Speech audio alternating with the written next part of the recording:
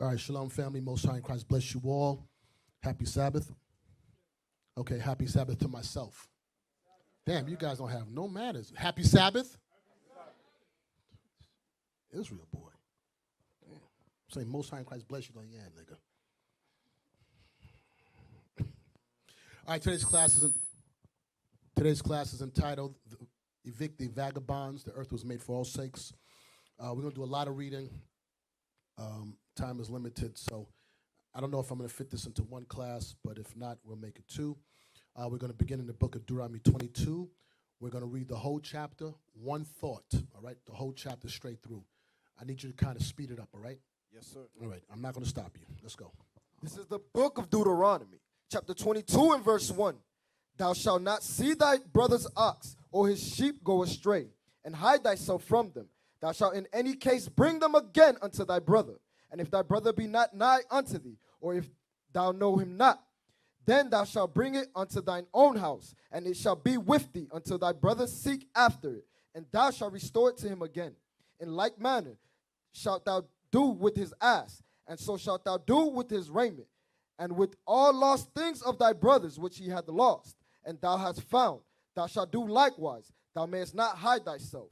Thou shalt not see thy brother's ass or his ox fall down by the way, and hide thyself from them. Thou shalt surely help him to lift them up again. The woman shall not wear that which pertaineth unto a man. Neither shall a man put on a woman's garment. For all that do so are an abomination unto the Lord thy God. If a bird's nest chance to be before thee in the way, in any tree, or on the ground, whether they be young ones or eggs, and the dam sitting upon the young or upon the eggs, thou shalt not take them, the dam with the young. But thou shalt in any wise let the dam go, and take the young to thee, and it may be well with thee, that thou mayest prolong thy days. When thou buildest a new house, when thou shalt make a battlement for thy roof, thou bring not blood upon thine house, and any man fall from thence. Thou shalt not sow thy vineyard with diverse seeds, lest the fruit of thy seed which thou hast sown, and the fruit of thy vineyard be defiled. Thou shalt not plow with an ox and an ass together. Thou shalt not wear a garment of diverse sort, as of woolen and linen together. Thou shalt make thee fringes upon the four quarters of thy vesture, wherewith thou coverest thyself. If any man take a wife and go in unto her, and hate her, and give occasion of speech against her, and bring her up an evil name upon her, and say, I take this woman, and when I come to her, I found her not a maid. Then shall the father of the damsel and her mother take and bring forth the tokens of the damsel's virginity unto the elders of the city in the gate.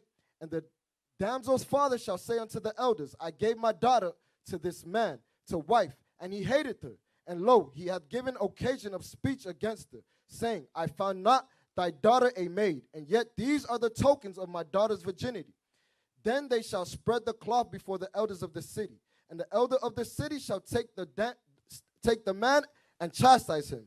And they shall immerse him in 100 shekels of silver, and give them unto the father of the damsel, because he hath brought an evil name upon the virgin of Israel. And she shall be his wife, and may not put her away all his days. But this thing be true, and the token of virginity be not found for the damsel. Then they shall bring out the damsel to the door of her father's house. The men of her city shall stone her with stones, that she die, because she hath wrought folly in Israel, to play the whore in her father's house. So shalt thou put evil away from among you. If a man be found lying with a woman married to an husband, then they shall both of them die, both the man that lay with the woman and the woman. So shalt thou put away evil from Israel. If a damsel that is a virgin be betrothed unto a husband, and a man find her in the city and lie with her, then ye shall bring them both out unto the gate of that city, and ye shall stone them with stones that they die. The damsel because she cried not, being in the city, and the man because he had humbled his neighbor's wife. So shalt thou put away evil from among you. Verse 25. But if a man find a betrothed damsel in the field, and the man force her and lie with her, then the man only that lay with her shall die, but not the damsel. Thou shalt do nothing. There is in the damsel no sin worthy of death. For as when a man riseth against his neighbor and slayeth him, even so is this matter. For he found her in the field, and the betrothed damsel cried, and there was none to save her. If a man find a damsel that is a virgin, which is not betrothed, and lay hold on her, and lie with her, and they be found, then the man that lay with her shall give unto the damsel's father 50 shekels of silver, and she shall be his wife, because he hath humbled her, and he may not put her away all his days. A man shall not take his father's wife, nor discover his father's skirt. So, I know it seems like it's a bunch of different thoughts there about dealing with animals, women dressed out of order, men dressed out of order, about fruits, diverse seed, mixed garments, about marriage, dealing with wives, but it's one thought. And I'm going to bring it all circle back to evicting the vagabonds. The vagabonds that we're talking about right now is who ruling the earth. Job 9:24. I want you to read for me Job 9:24. Raziel. I'm sorry, Razis.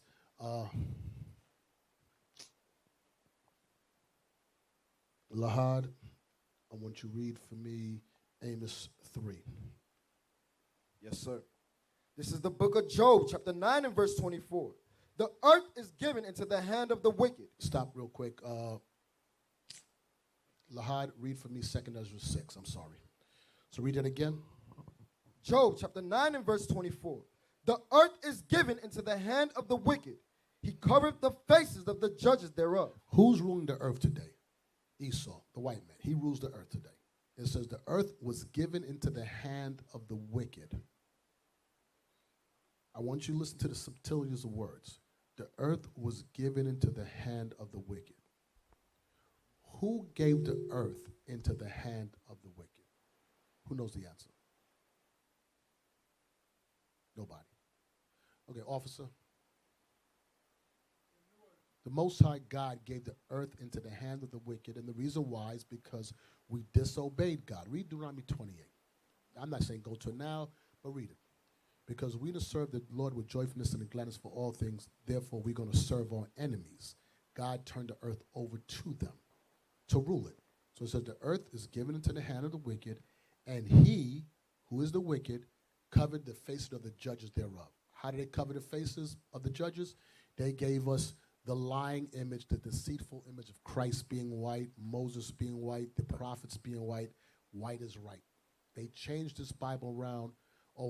They changed the minds of the people around to believe that the images of God and Christ and the prophets were all white. That's called deception, to deceive the minds of the people, right? So initially, who was the earth for? If it was given to the hand of the wicked, who was it made for initially? Let's go to 2nd Ezra chapter 6. I want you to read, I forgot, like 50-something. Give me a second. 54? Yeah, I'm not there, but if you know it, just go there real quick. 2nd Ezra 6, verse 54. 2nd Ezra chapter 6, verse 54. And after these, Adam also, whom thou madest Lord of all thy creatures, of him come we all, and the people also whom thou hast chosen. Read on. All this have I spoken before thee, O Lord, because thou madest the world for our sakes. He said, we know that God made the world for our sakes. The world that you see today was made, it was tailored. Can you take that little bit extra out this mic? Because this mic, a lot of. God made the world was tailored and made for us. Let me ask you a question. If you go to a tailor and he makes a suit for you, he takes specific measurements on your shoulder, on your back, your chest, your stomach, that it's made to only fit you.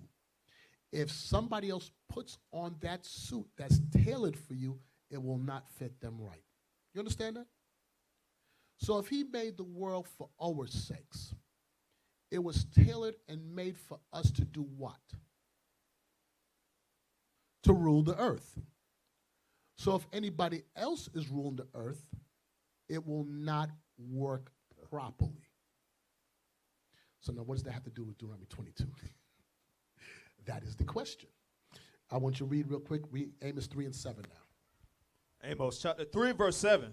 Surely the Lord God will do nothing, but he revealeth his secret unto his servants the prophets. He will only reveal his secrets to his servants the prophet.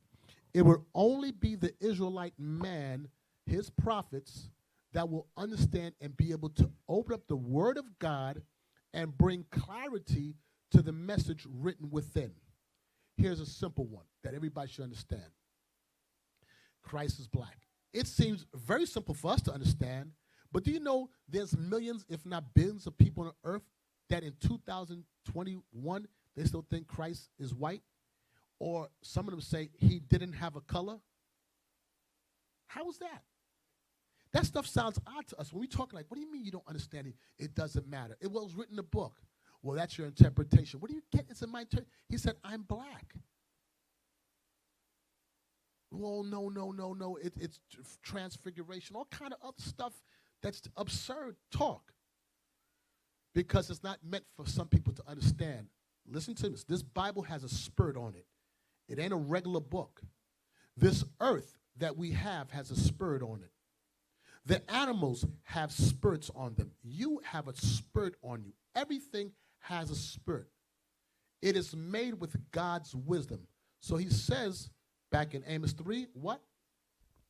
Surely the Lord God will do nothing, but he revealeth his secret unto his servants the prophets. So in other words, what he's saying is that if you are not his servants the prophets, which are his people, the Israelites, that he chose, don't want to go through that right now, but if you're not them, you will never fully understand this Bible. If you're not them, you can never fully run this earth properly. Thus that we're in this decrepit place we call this world today. So let's now circle back to Deuteronomy 22. And then we're going to come back to you vagabonds in a second. Check. I want you to start with verse 1. Deuteronomy chapter 22 and verse 1. Thou shalt not see thy brother's ox or his sheep go astray, and hide thyself from them. Thou shalt in any case bring them again unto thy brother. And if thy brother be not nigh unto thee, or if thou know him not, then thou shalt bring it unto thine own house, and it shall be with thee until thy brother seek after it. Now watch this. Why is it talking about animals? What are we talking about? When the righteous are in authority, the righteous know how to operate. These are simple laws on building a nation and keeping a nation intact. You cannot have a nation sustainable if we're not moving in a spirit of humanity, humility, one towards another.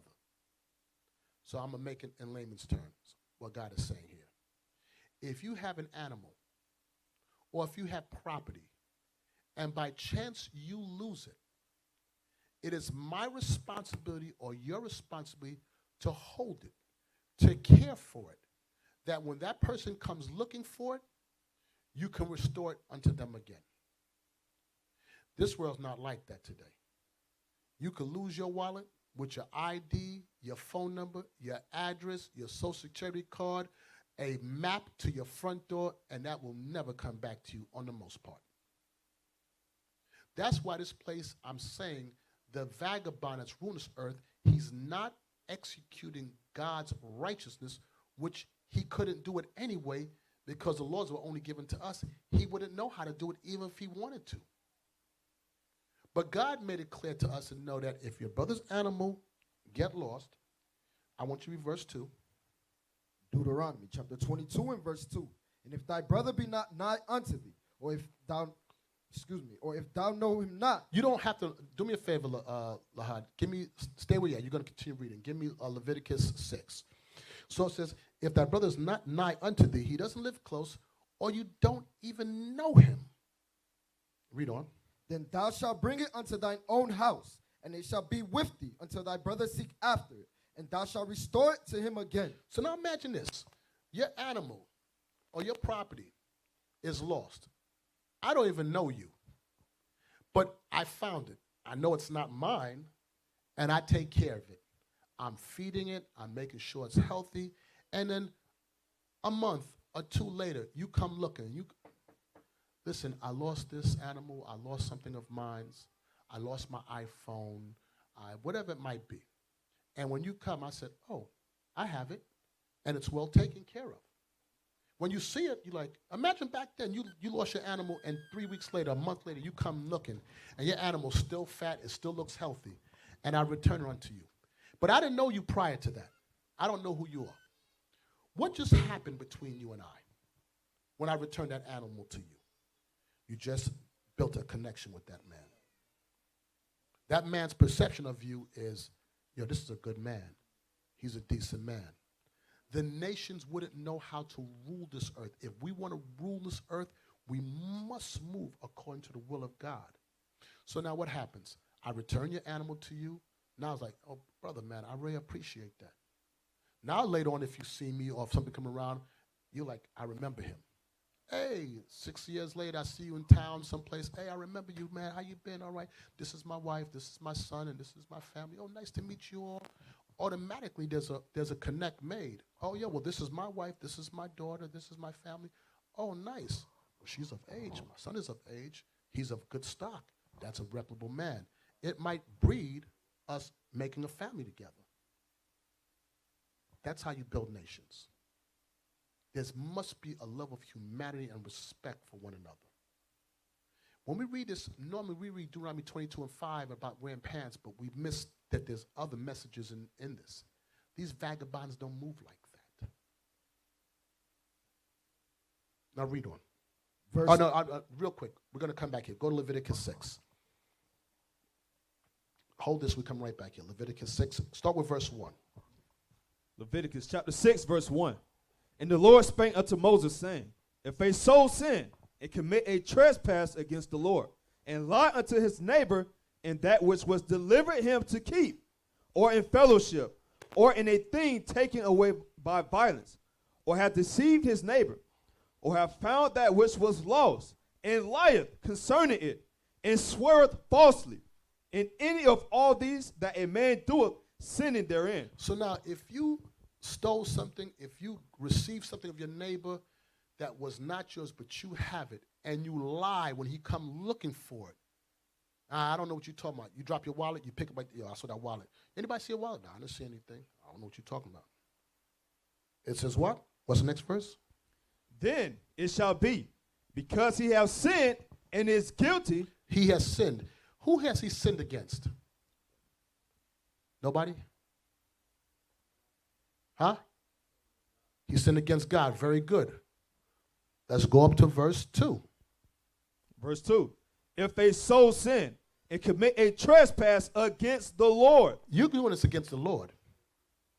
Even though it's your brother stuff, the Lord said, you sin against me because I've given you instruction on how to deal. You have no regard to what I'm telling you. Jump back down to verse 4. Verse 4. Then it shall be, because he has sinned and is guilty, that he shall restore that which he took violently away, or the thing which he hath deceitfully gotten, or that which was delivered him to keep, or the lost thing which he found. Right. Whatever he found, he stole, it says you are guilty. You shall restore it back to that man. Read on.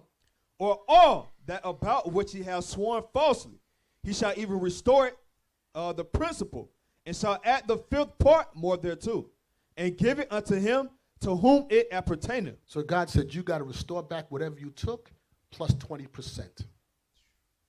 We understand in the courts today, the Most High Ben had a system set up. He says, verse 6. Verse 6.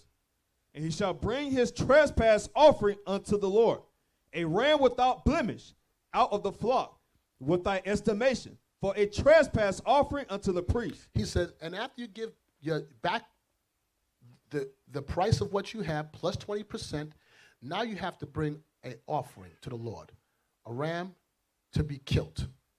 God wants something to die for lying, for stealing, for dealing deceitfully with your brother. That's why it says, no liar shall enter into the kingdom of heaven. Somebody's going to die. But here the Most High said, give 20%. Oops. The Most High said, give 20% back, and something has to die for that. That's because you weren't dealing justly with your brother. That is against building back up of a nation. If we're a nation of people trying to build a nation and we're sneaking and lying to each other and taking stuff violently and to say, how do you build something righteous? This whole country, America, was built on thievery, on deceit. This kingdom cannot stand. Do you all understand that? He's going to be evicted eventually. The righteous is going to have to come back in authority, in place, to make this earth run properly, because it wasn't tailored for them in the first place. Go back to Deuteronomy 22. Deuteronomy chapter 22 and verse 3. In like manner shalt thou do with his ass, and so shalt thou do with his raiment, and with all lost thing of thy brothers, which he hath lost, and thou shalt found, shalt thou do likewise. Thou mayest not hide thyself. Go to Exodus chapter 23 real quick, verses 4. Exodus chapter 23 and verse 4. Hey, Lahad, when I call scripture, if you're not holding one, you take the next scripture, right? So, okay, read that, 23 and 4. If thou meet thy enemy's ox or his ass going astray, thou shalt surely bring it back to him again. If thou see the ass of him that hateth thee lying under his burden, and wouldest forbear to help him, thou shalt surely help with him. Now what? What verse was that? That's 5? Yes, sir. Right. So now watch this. It says, if thou meetest thy enemy ox or his ass going astray. The enemy is the enemy of your people. 1 Samuel tells you that, another class of the time. It says, if you meet the enemy, if thou meet thine enemy's ox or ass going astray, thou shalt surely bring it back to him again. If thou see the ass of him that hateth thee lying under his burden, and wouldest forbear to help him, thou shalt surely help with him. I want you to try to get the wisdom behind it. And I'm explaining the enemy part, because some people go too far with a Christian mind, and I'm going to get to in a second. Me and you are at odds. We don't really get along. Remember, we're building a nation of people. Not everybody's going to be best friends. For whatever reasons, we really don't gel together. Yeah.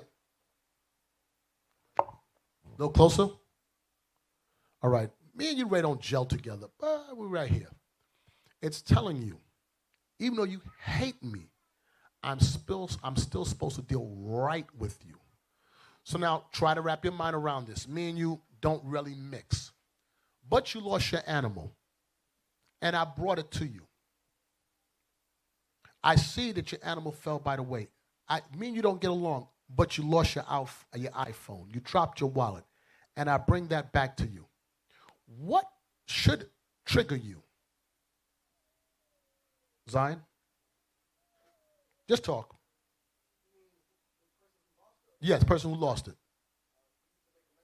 Right. You're in your mind like, damn, he's dealing with me right. Man, I can't step it. But you know what? Look how he's dealing with me. That's to do what? Foster unity. It don't mean we're going to be best friends. But still, irregardless of how your mind thinks, you're going to apply God's wisdom. This is why it says in Deuteronomy 4 and 6 or 6 and 4, what a wise and understanding people when they look at us. Because irregardless, we know how to move as a nation of people. Listen, we don't get along, whatever, but I'm not going to deal with this brother unjustly. God said, if he's my enemy, still deal with him right. Now, watch this, so people don't go too far to the left. Hold Deuteronomy 22, go to Romans 12. Let's get a little more clarity on the enemy part of how you deal. Romans 12, and I want you to read this. 12.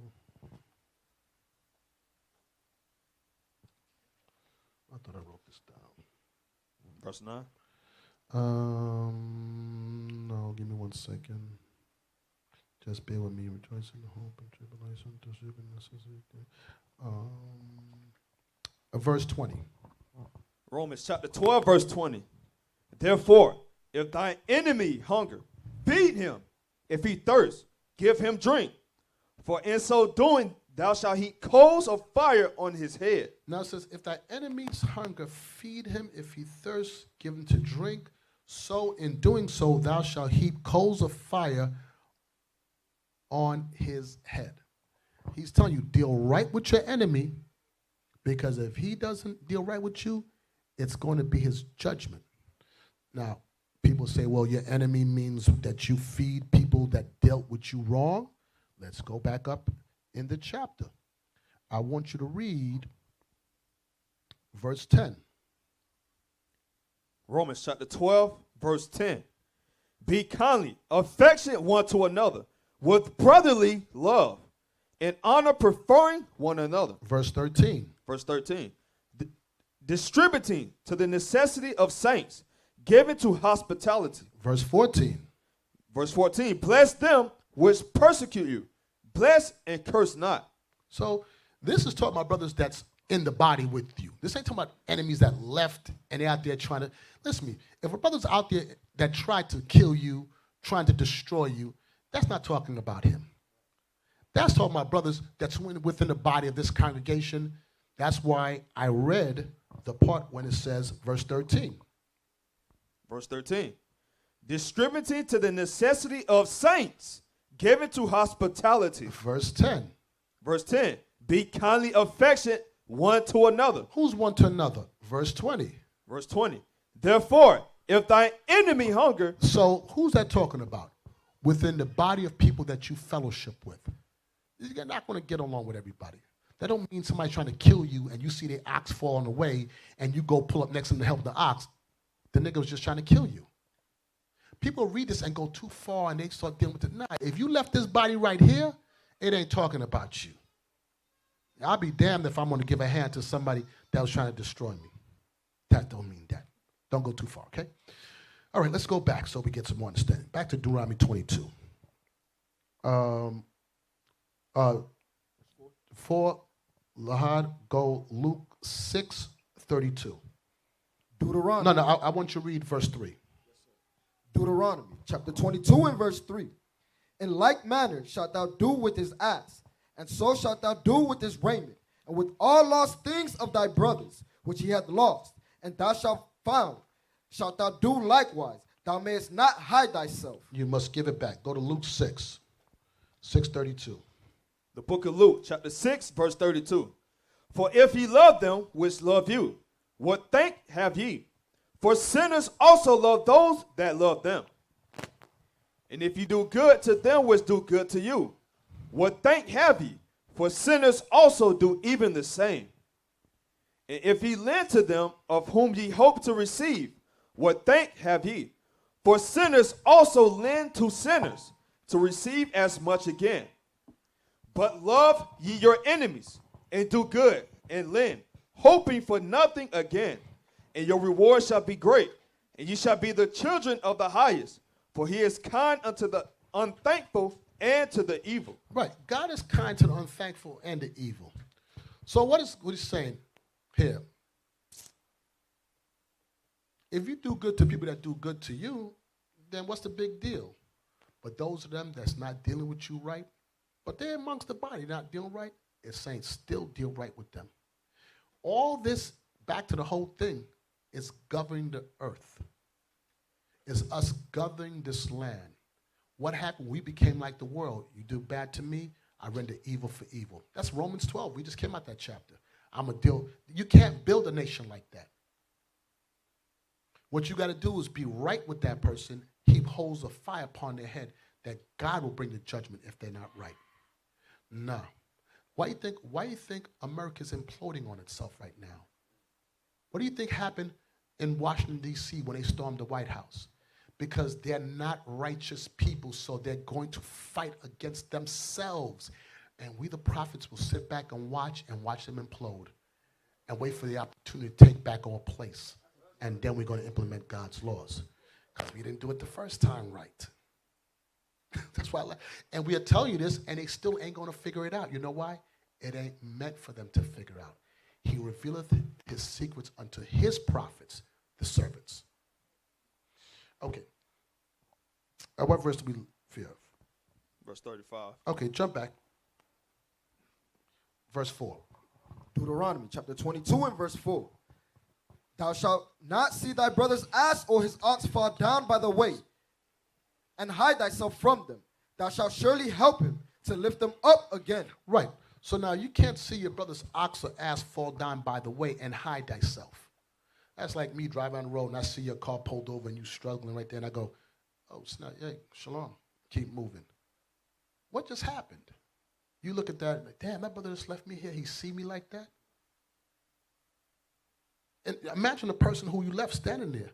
You're like, I don't like me and him ain't cool. God said, listen, I made you few of numbers to grow you into a nation.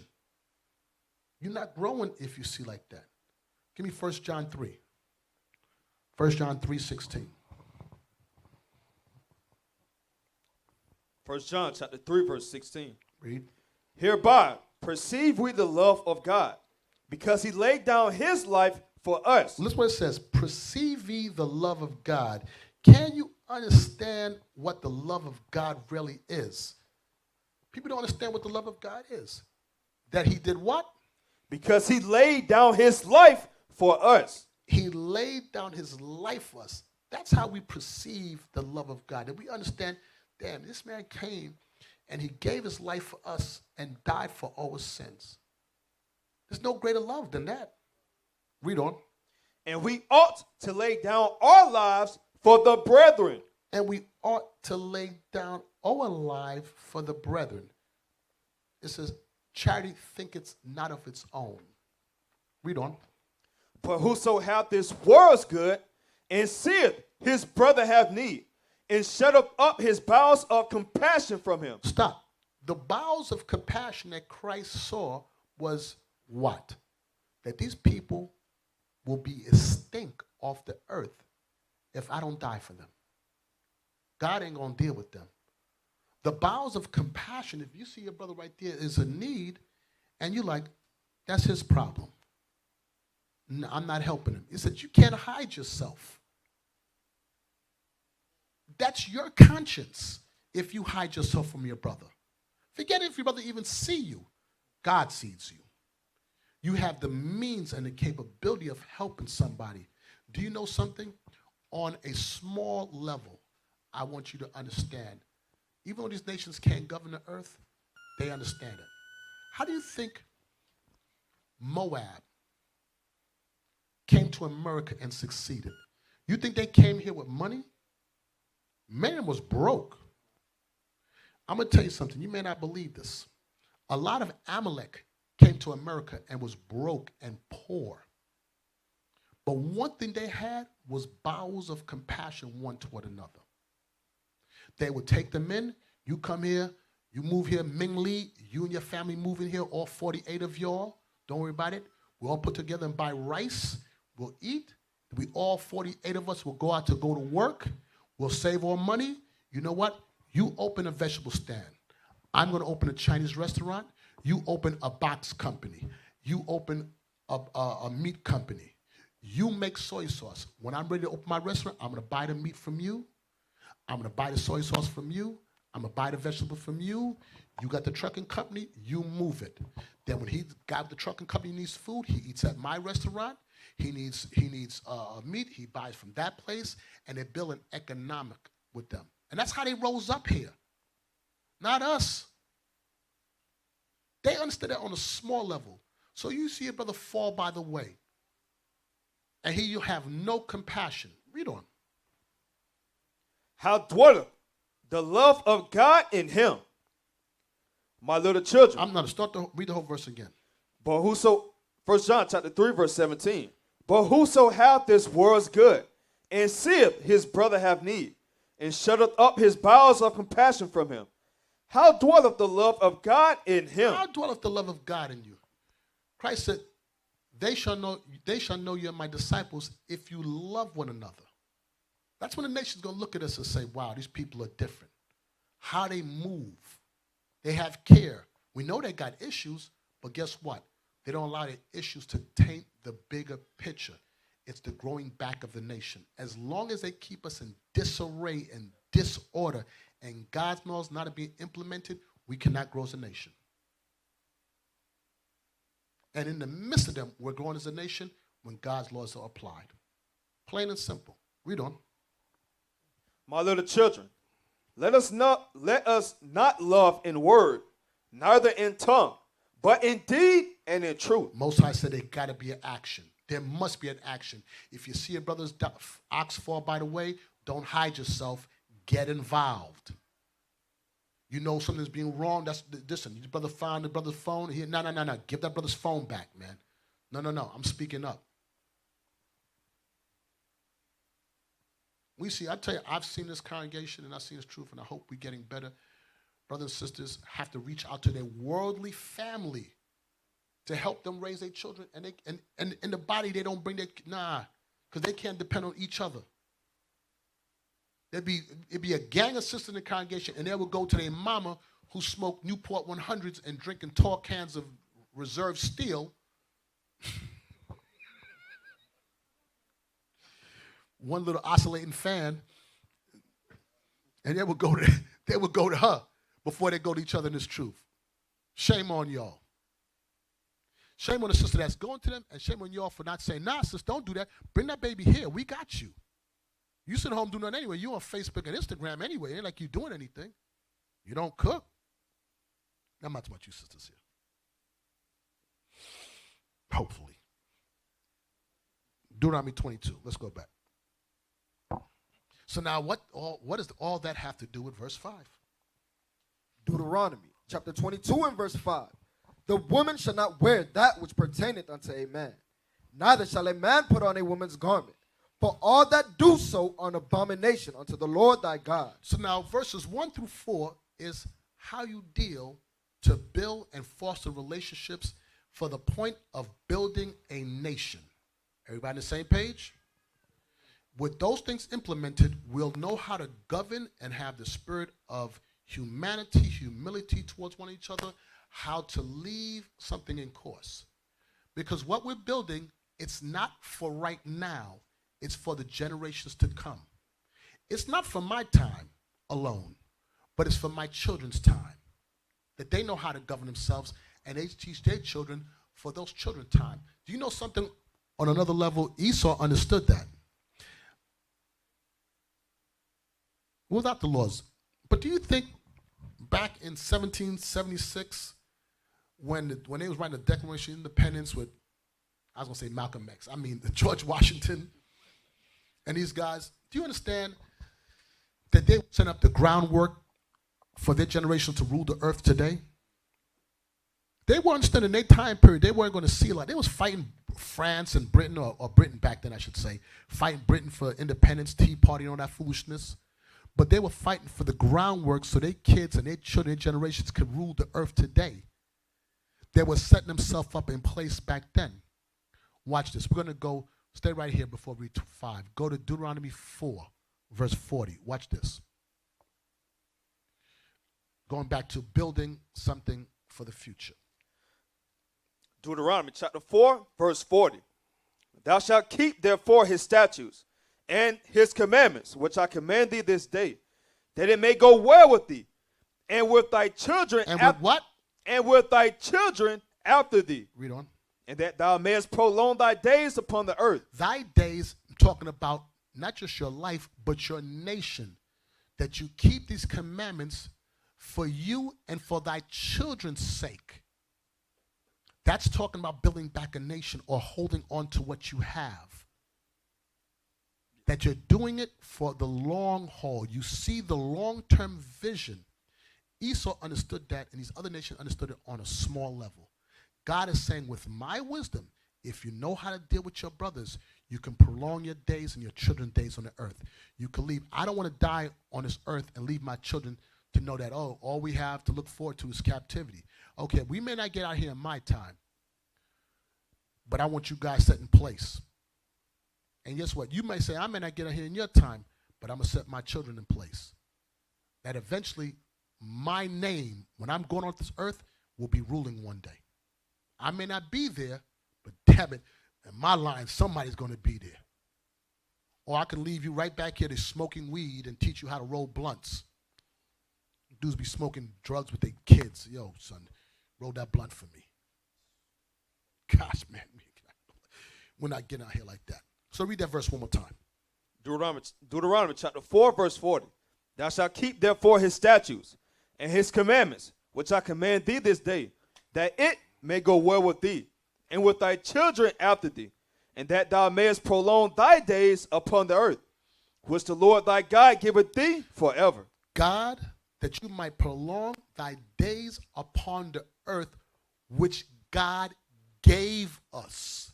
The earth was, I hope you all understand when God said he made the world for our sakes. If it wasn't for us, listen, if it wasn't for the repentant Israelites right now, this world would have ceased already. It's only because of the oath God made with Abraham, Isaac, and Jacob that this earth even exists. So this little right here in San Antonio and whatever cities right now, God is holding to this earth because of us. We're that remnant that's going to be that seed that's going to grow back into a nation. But there must be certain things set in place to build the nation right. One, you got to know how to deal with each other, how to be honest and deal true with each other to building back. That being said, read Deuteronomy 22 and 5. Deuteronomy chapter 22 and verse 5. The woman shall not wear that which pertaineth unto a man, neither shall a man put on a woman's garment. For all that do so are an abomination unto the Lord thy God. So now what does that have to do with what we're talking about? Who want to give me a hand? Help me understand that. Young man, go ahead.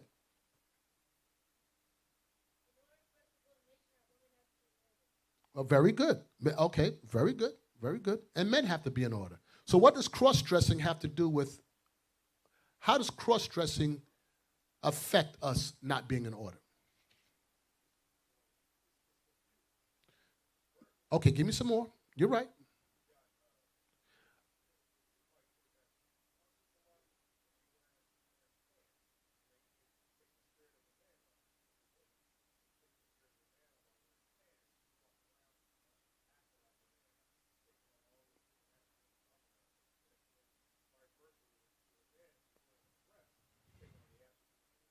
And what does that have to do with us building a nation?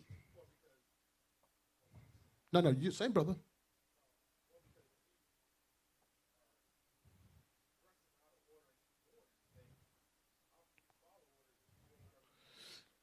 Some of what you said was, you was on it, but you're missing the point I'm trying to get to. Right here.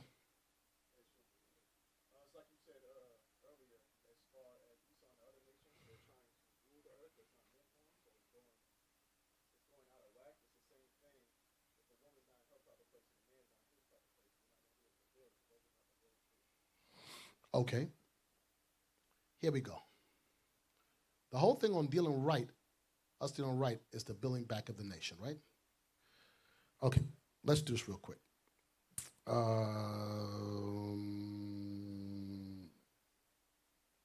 Go to Sirach 19.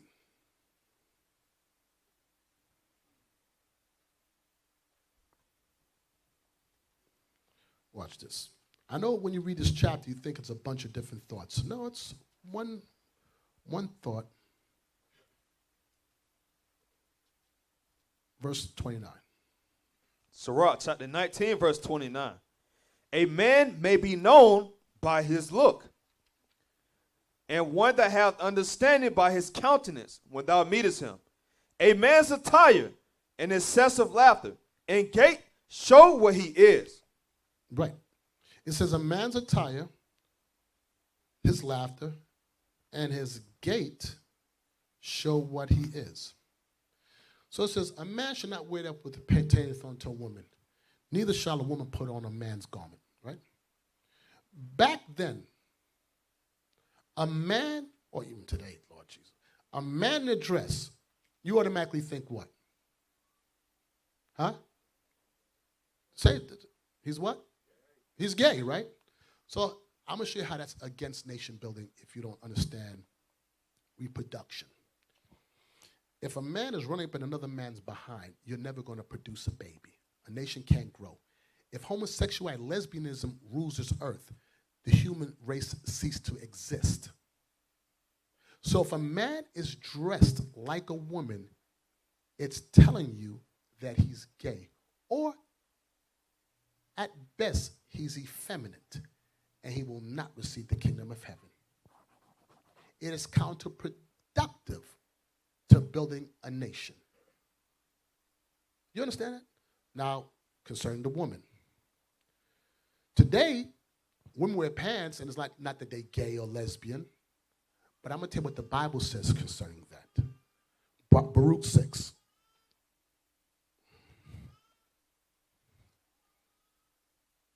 Baruch 6 and 11.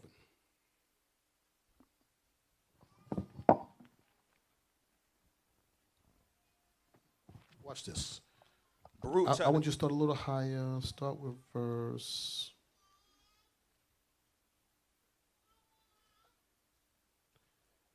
I'll start with verse 10. Baruch chapter 6, verse 10. Sometimes also the priests convey from their gods gold and silver, and bestow it upon themselves. Yea, they would give thereof to the common harlots. To the common harlots. Yea, they would give thereof to the common harlots, and deck them as men with garments. So look at, yea, they will give thereof to the common harlots. What? The jewelry. And it says, and deck them as men. So when women wore pants, is because they were being dressed to look like men. You understand that? Today you could say it's, women say, oh, it's feminine pants. No. It was idolatry back then. So now they would dress the women to look like men. The scripture says a man's attire show you what he is. His gait show you what he is. So that spirit on a woman wearing pants is out of order. It is counterproductive to building back a nation. But in this world today, where do you think the women wearing pants movement came from? It was a lesbian movement that started that. It was the women's movement that started that. It was a bunch of lesbians, carpet munchers, that started the pants. And an ungodly custom grown strong today is like that. Hey, sisters, let me give you one better. If you are dressed in pants, at best,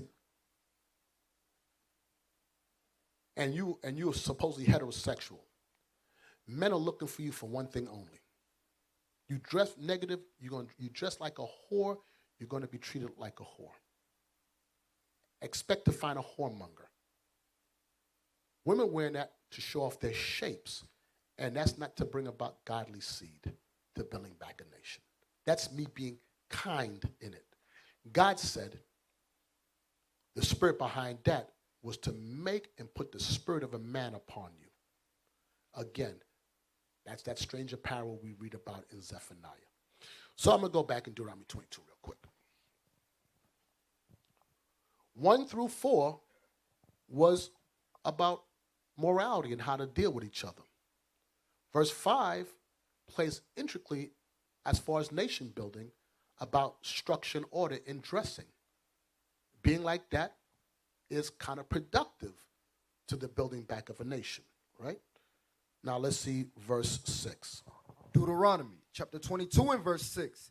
If a bird's nest chance to be before thee in the way in any tree, or on the ground, whether they be young ones, or eggs, and the dam sitting upon the young, or upon the eggs, thou shalt not take the dam with the young, but thou shalt in any wise let the dam go, and take the young to thee, that it may be well with thee.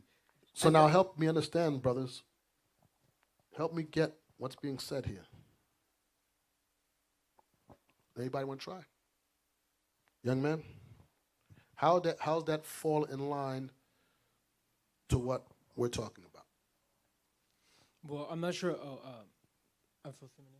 Well, if you're not sure, then how are you going to answer my question? Brother Miles, shalom. So when you find a bird, right? If it's a grown bird, if you let it go, it can go and make more eggs. But if you take the bird and the eggs, it's not gonna propagate or whatever. It's not gonna go. Very good. Propagate. How old are you? I'm 15. Very good. You know, propagate. That's good. Very good. He's a smart young man. It's good. Right. You're very right. Now, very good answer. The Most High is showing us, let me say, in this earth today, because we're not ruling it, is the reasons we have these problems today. Oh, they got that problem. We about to get up out of here. So it is what it is. All praises. But very good. Watch this. If a bird's nest chance to be before thee in the way, and any tree or on the ground, whether they be young ones or eggs, and the dam sitteth upon the young or upon the eggs, thou shalt not take the dam with the young. But thou shalt in any wise let the dam go and take the young, that it might be well with thee, and thou mayest prolong thy days. Remember we read that well with thee in Deuteronomy 4 and prolong your day? Well with thee and who else? And who else? And who else? Right. It be well with thee and with thy children. That you see the young, you take the young, but leave the dam that it can reproduce. Right? Esau and the other nations don't understand that. That's why you have cloning today. Watch this real quick. They don't understand that. That's why you have, go to Obadiah real quick. Obadiah chapter 1, verse 15. We're going to come right back here. Obadiah, chapter 1, verse 15. For the day of the Lord is near upon all the heathen. Upon who? All the heathen. Upon all the heathen. Read on. As thou hast done, it shall be done unto thee. As thou hast done, heathen, is going to be done unto you. Read on. Thy reward shall return upon thy own head. It says your reward is going to return upon thy own head. For as ye have drunk upon my holy mountain, so shall all the heathen drink continually. We are his holy mountain. Read on. Yea, they shall drink, and they shall swallow down, and they shall be as though they had not been. But upon Mount Zion shall be deliverance, and there shall be holiness, and the house of Jacob shall possess their possessions. And the house of Jacob will possess their possession. What verse was that you stopped at? Verse 17. Read on. Verse 18. And the house of Jacob shall be a fire, and the house of Joseph a flame, and the house of Esau for stubble. And so now the point I want to get to is that it's talking about Esau, that we're clear, right? Read on. And they shall kindle in them and devour them, and there shall not be any remaining of the house of Esau. They're going to be cut off. Why is all this is happening? Watch this. Let's go back up into the chapter. Let's start with verse 5. Obadiah chapter 1, verse 5. If thieves came to thee, if robbers by night, how art thou cut off? Will they not have stolen till they had enough? If the grape gatherers came to thee, would they not leave some grapes? Would they what? Would they not leave some grapes? Would not they leave some grapes? Read on. How are the things of Esau searched out? How are his hidden things sought up? So listen what I'm saying. Wouldn't when a person robbed, they leave something behind? Esau doesn't understand that. We understood that with our animals, we knew how to deal with them. They, in this earth, when they're ruling, animals, creatures, plants become extinct because of the way they operate. They wouldn't leave the dam and the young. They would take both. So, in that, what happens? They have to begin to clone. Watch this. We're going to go back. We'll read about this vagabond real quick. Watch this. I want you to read back with that young. And then who's going to read about in Deuteronomy 22? So I want you to get from me Lahad. I want you to give me Proverbs 12 and 10. And Sirach 7:22. Check. Deuteronomy chapter 22 and verse 6. If a bird's nest chance to be before thee in the way in any tree, or on the ground, whether they be young ones or eggs, and the dam sitting upon the young, or upon the eggs, thou shalt not take the dam with the young, but thou shalt in any wise let the dam go, and take the young to thee, that it may be well with thee, and that thou mayst prolong thy days. Now read Proverbs 12 and 10. Proverbs chapter 12, verse 10. A righteous man regardeth the life of his beast. A righteous man will regard the life of his beast. Read on. But the tender mercies of the wicked are cruel. But the tender mercies of the wicked are cruel. They would take the damned and the young. We understood the difference. We regard the life of all beasts. Now I want you to read Sirach 7:22. Sirach, chapter 7, verse 22. Hast thou cattle? Have an eye to them, and that they be for thy profit, keep them with thee. It says, hast thou cattle? Have an eye for them. Take care of them. Why? That it might prolong thy days. So why are they running out of food? What's happening today that there's no food on the earth? Somebody help me understand why. Why is there not enough food on the earth today? Or animals? Nobody? Shalom, leadership, Brother Devontae. It's because they're overkilling. They're just killing to kill and not really conserving or saving up food. Okay, and why are they doing that? Let me see if you understand. You're right. You're hitting my head. Pretty much, I'm trying to figure out the word. Pretty much they're trying to do it because out of greed. They're killing out of greed, not out of the necessity. Very good, very good, very good. Go to Sirach 31.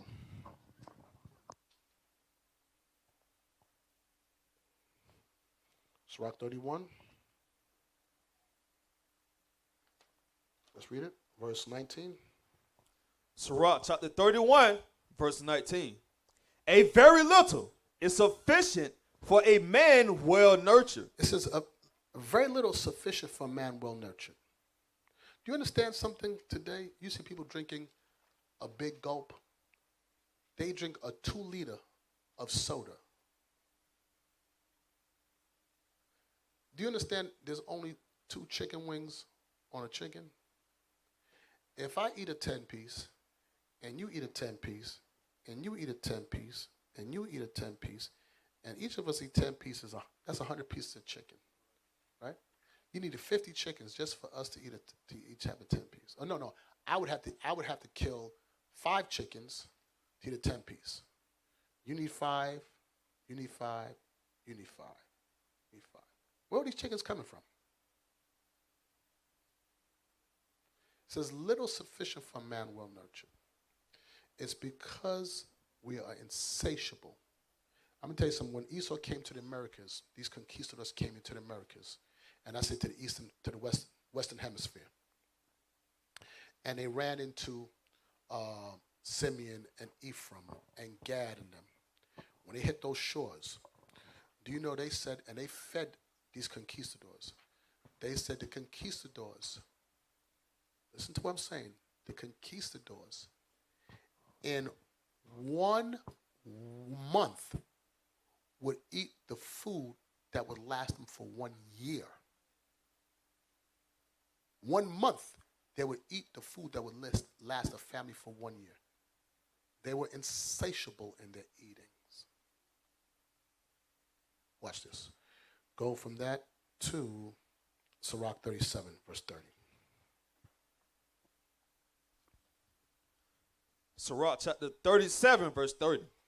For excess of meats bringeth sickness. See, when the righteous are ruling, they would understand this. The excess of meat will bring forth sickness. They will understand little is sufficient for the man well nurtured. They will understand that you take the egg and leave the dam that it may go well with thee. Esau will gather till there's no more to gather up. So now let me ask you a question. They gather, go back to Deuteronomy 22. There's no more to gather up, right? It's all gone. Do me a favor, Lahad, give me 1 Timothy 6, verse 19. There's no more to gather up now.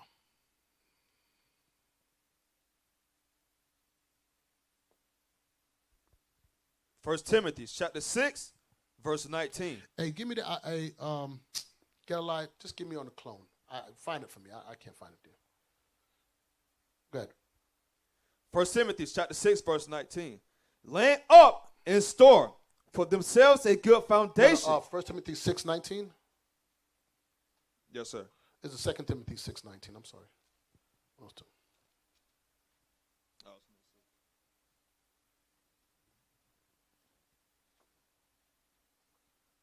I didn't label them, and I'm having my system is moving slow right here, so just pull it up for me. Got to read it. Huh? You said 2 Timothy 6? Which one? Science. Focus. What verse? It's 1 and 20, right? 6, 20. What did I say? 1 Timothy chapter 6, verse 20. O Timothy, keep that which is committed to thy trust, avoiding profane and vain babblings, and oppositions of science, falsely so called. The opposition of science. Their science is opposed to God's wisdom. It's opposed to what God is setting up. So they believe that they're wiser than God. I'm going to tell you something about cloning in a second. Is that it? Let me see. Give me 1 second. Let me look myself. Oh, I can't see it. Just hurt my eyes. What's one of the first ones I sent you in the email? Let me see. Scroll down a little bit. Let me see. That's not the one I'm looking for. Let me look here. Everybody, just give me 1 second.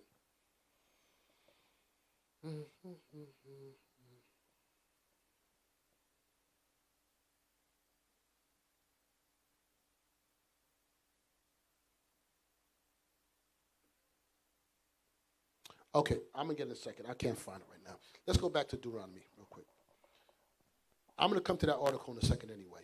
It might be in there, but let me just don't hold too much time. Exodus 22. Verse 8, sir. I'm in the wrong chapter, 1 second. 22, verse 8. Deuteronomy chapter 22 and verse 8. When thou buildest a new house, then thou shalt make a battlement for thy roof, that thou bring not blood upon thine house. So it says, when you build a house, you build a battlement for your roof, that you don't bring blood upon your house. Now I'm asking a question. How does this work back into, I'm going to go through it quickly. Verses 1 through 4 is how to deal with your neighbor. Verses 5 is how a man and woman dress concerning why? The building of a nation. Verses 6 and 7 was how you deal with your animals concerning us having longevity and the building of a nation. How does build a battlement on your roof? What does that have to do with? What's the point of building a battlement? What is a battlement? Does anybody know what that is? Okay, you carpenters over there. You tell me, what is a battlement? A battlement is it's a perimeter wall that extends above the roof of a house. Very well. What's the point in building one? The verse says it. It's a protection. Right, it's a protection. It says that there be not blood upon your house. Now, what does that have to do with building a nation? What does that have to do with the building of a nation? So I ain't want to try it.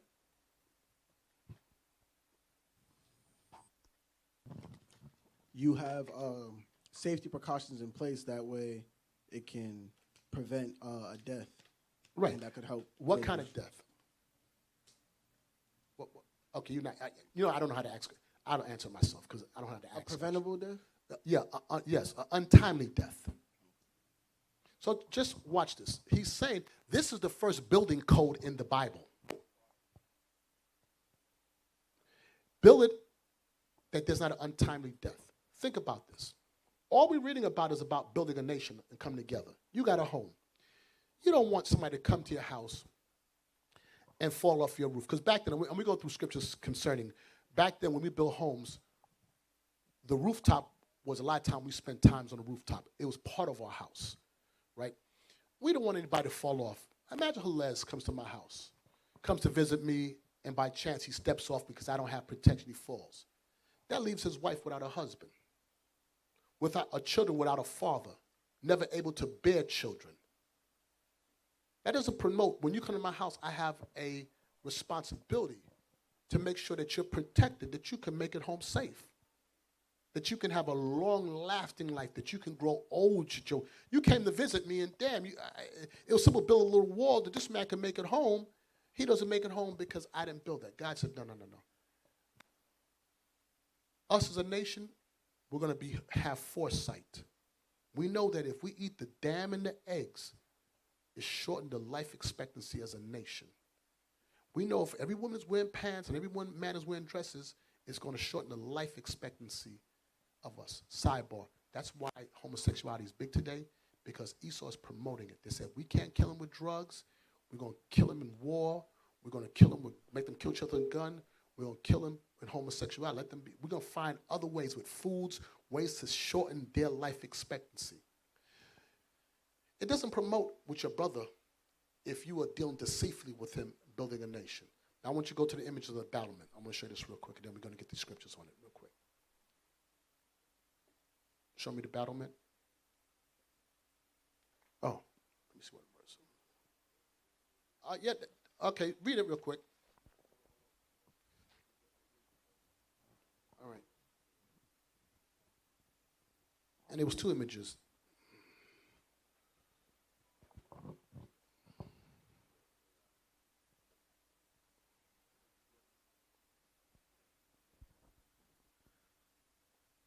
This is the definition of battlement. A parapet at the top of a wall, especially of a fort or a castle, that has regularly spaced square openings for shooting through. Read on.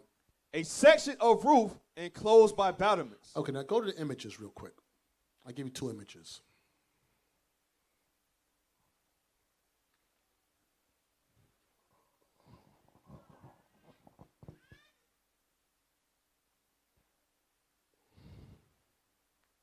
Okay, you see that around the top of the houses? That was what the officer was talking about, that was built above the roof so people won't easily fall off. Show me the other image.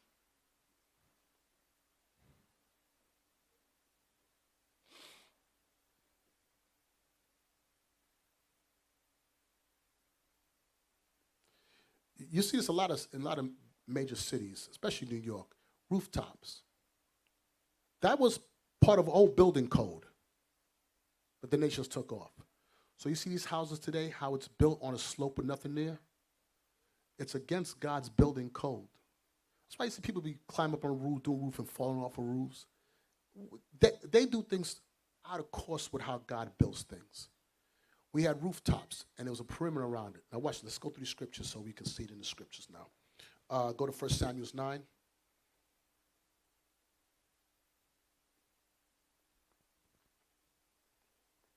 All these things were in place for long life, longevity, that we can grow as a nation and control.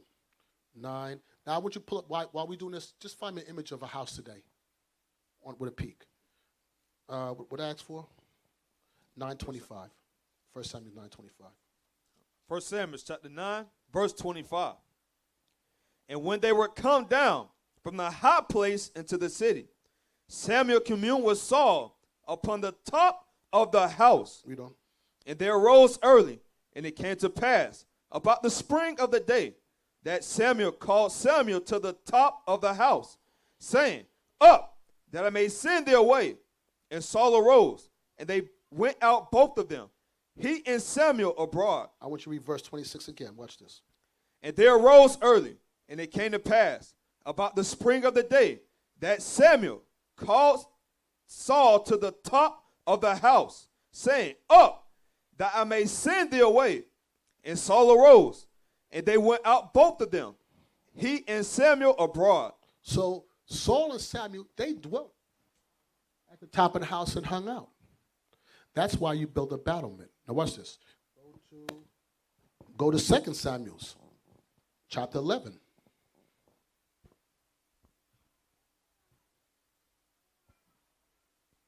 Give me 1 second with you. 2 Samuel 11. 11 and 2. 2 Samuel chapter 11, verse 2. And it came to pass in the eventide that David arose from off his bed and walked upon the roof of the king's house. And from the roof he saw a woman washing herself, and the woman was very beautiful to look upon. So David rose up out of his bed and he began to walk upon the rooftop. Now show me your house today.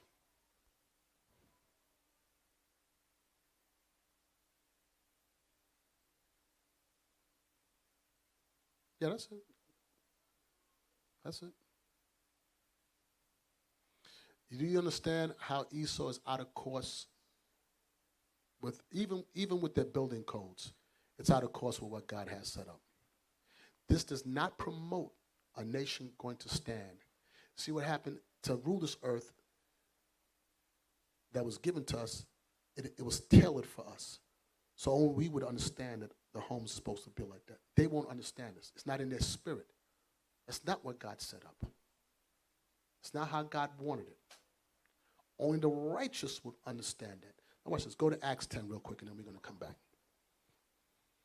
So sometimes, I know a lot of times we read Deuteronomy 22 and 5, and we think that's what the whole chapter is, just staying there. There's a lot more between what God is saying in the Word. And all these prophets are going to understand these things to explain it. Acts 10, verse 9. Acts chapter 10 and verse 9. On the morrow, as they went on their journey and drew nigh unto the city, Peter went up upon the housetop to pray about the 6th hour. You think he went on a housetop that was a slope? Read on. And he became very hungry and would have eaten. But while they made ready, he fell into a trance. And he slept where? On the rooftop. So it shows. So if you want to understand the scriptures, if OSHA was here, he would get fined for that. The first building code. The Most High showing us when we're in order, we're going to do things totally different from these nations. Our whole thing is about preserving the life, longevity of each of us, that we can live a full life and bring forth children and govern this earth. Let's go back. Verse 9. Deuteronomy chapter 22 and verse 9. Thou shalt not sow thy vineyard with diverse seeds, lest the fruit of thy seed which thou hast sown and the fruit of thy vineyard be defiled. Okay, so what does that mean? Who understands? Who wants to take a shot at that? Verse 9. Nobody? Okay, I guess I'll. Okay, young man.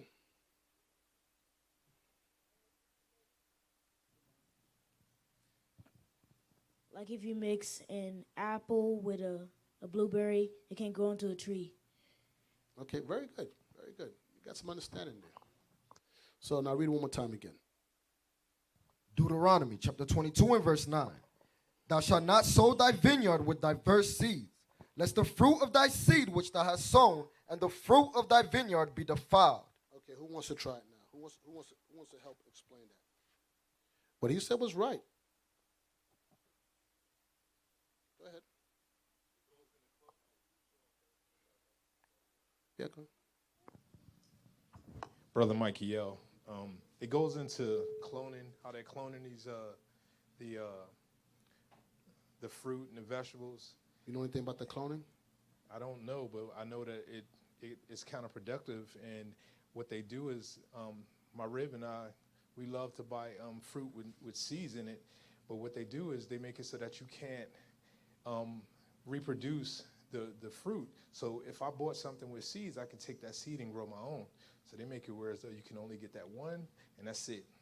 You can't. It's not going to reproduce. It's only going to be able to be made for that one specific fruit or vegetable. Well, damn. You're right. But I want you stay right there. Now I'm gonna read this, and I want you to explain this part. Thou shalt not sow thy vineyard with diverse seeds. That's what you explained, right? Yes, sir. Now watch this. Less. What does the word less mean? If, No. Unless. okay. The fruit of thy seed, which thou hast sown. What is that talking about? The seeds that you sown, the same fruit. No, let's go back. All right. Watch this again. Thou shalt not sow thy vineyard with diverse seeds, lest the fruit of thy seed, which thou hast sown, and the fruit of the vineyard be defiled. You got it. No, you got it. Okay, I'm going to help you another way. When you hear me raise my octave, that's when you pay attention, right? Yes, sir. thou shalt not sow thy vineyard with diverse seed, lest the fruit of thy seed, which thou hast sown, and the fruit of the vineyard be defiled. Does that go into the nation? Like you shouldn't be. I was thinking that the first time it shouldn't be laying with a weak nation like Esau. Don't go so deep. Okay, so just Which don't- you're right. That's not wrong, but that's not what I'm talking about right now. Okay, so don't mix seeds. Don't mix the seeds of the land, right? Yes, sir. Lest the fruit of thy seed. What's the fruit of your seed? My children Thank you.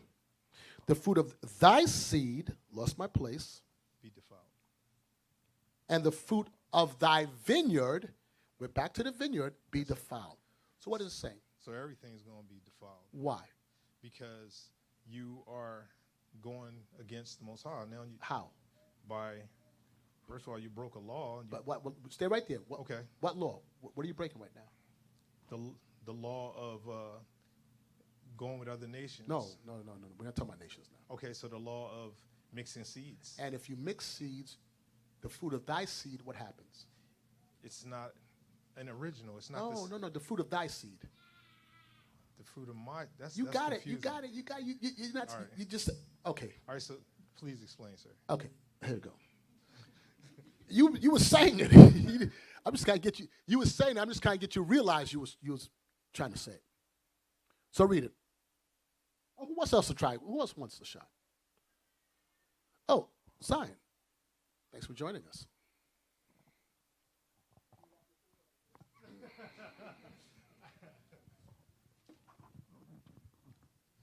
It's saying not to mix two different seeds, talking about, let's say, fruit, for instance, or the fruit of your seed. Your children are going to be, what's the word that it uses? Defiled. Meaning what? How's your child going to be defiled? Because you broke the commandment on mingling seeds. Okay. You want me to get a little deeper? You can go ahead. Let me hear it. Well, you combining two seeds that weren't meant to be together, and How does defile you? What is it? your children eat it, it's not meant for it to be together. It can defile them. How? What's defile? Change Get the word. sick. Thank you. Oh, that was hard. Okay, let's read it again from the top. Deuteronomy chapter 22 and verse 9. Thou shalt not sow thy vineyard with diverse seeds, lest the fruit of thy seed which thou hast sown, What's the fruit of your seed, which you sown in your wife, and the fruit of thy vineyard and the fruit that you plant in a vineyard, be defiled. that fruit is defiled, and your child will end up defiled. You understand that? Now let's go through something real quick. Gedaliah, if you can, I want you to put up that image of the salmon real quick. It's a picture.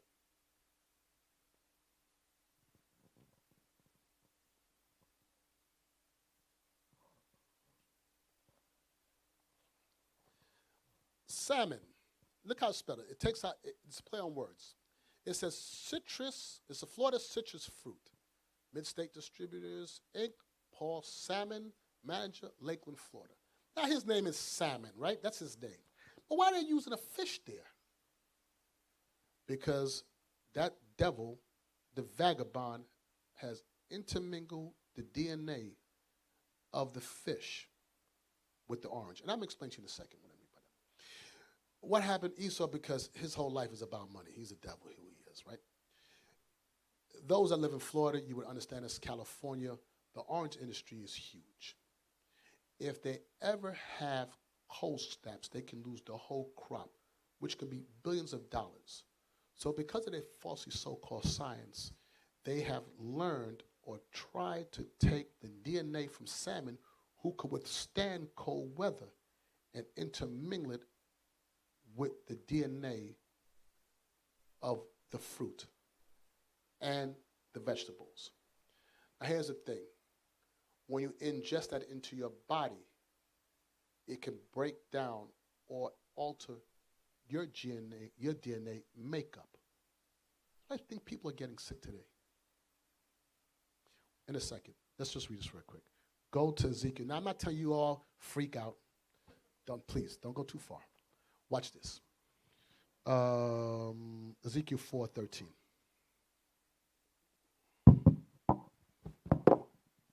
Ezekiel chapter 4, verse 13. And the Lord said, even thus shall the children of Israel eat the defiled bread among the Gentiles, whither I will drive them. God said we're going to eat all defiled bread, which bread comes from the seed. It's going to be defiled while we're amongst the Gentiles. So God said you're going to serve your enemies for the wants of all things. For what? What's the wants of all things? For what? In hunger, in thirst, in nakedness. Our food is defiled. What we drink is defiled with pollution. Our clothing is defiled with mixed garments. God said, you're going to serve your enemies for the wants of all things. So understand that. That's why, let's go to 1 Timothy 4.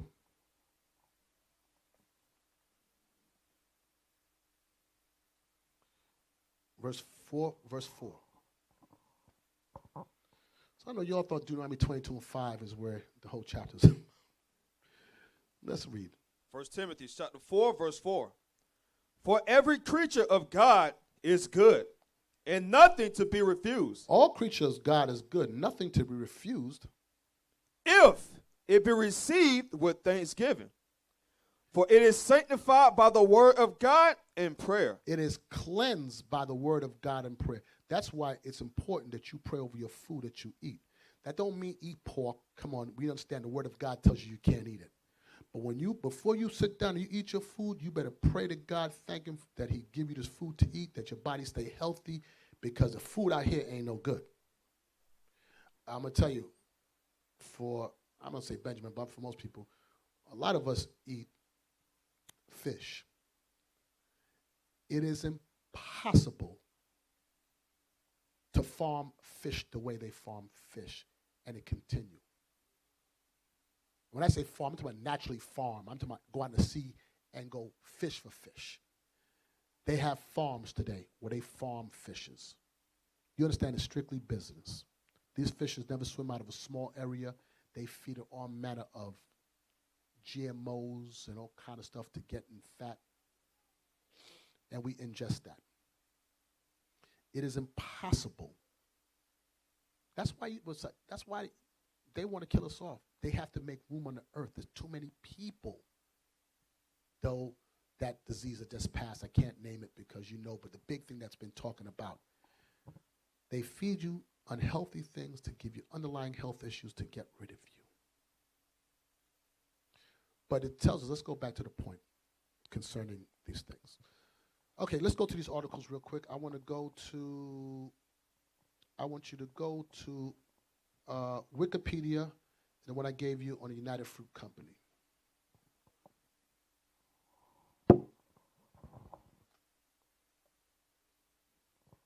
Oh.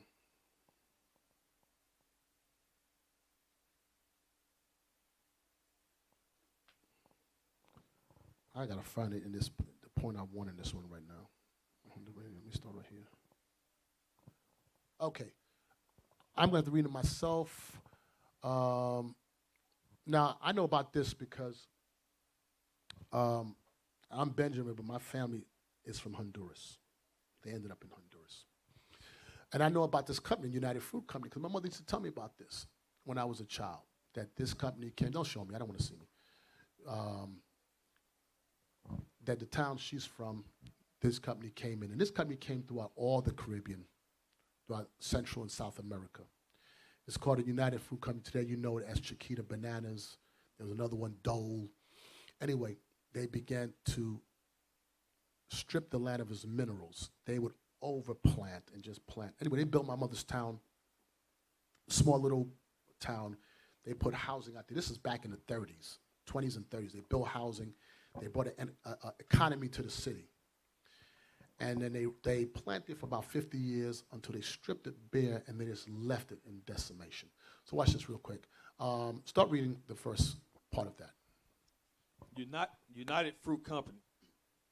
The United Fruit Company, now Chiquita Brands International, was an American corporation that traded in tropical fruit, primarily bananas, grown on Latin America plantations and sold in the United States and Europe.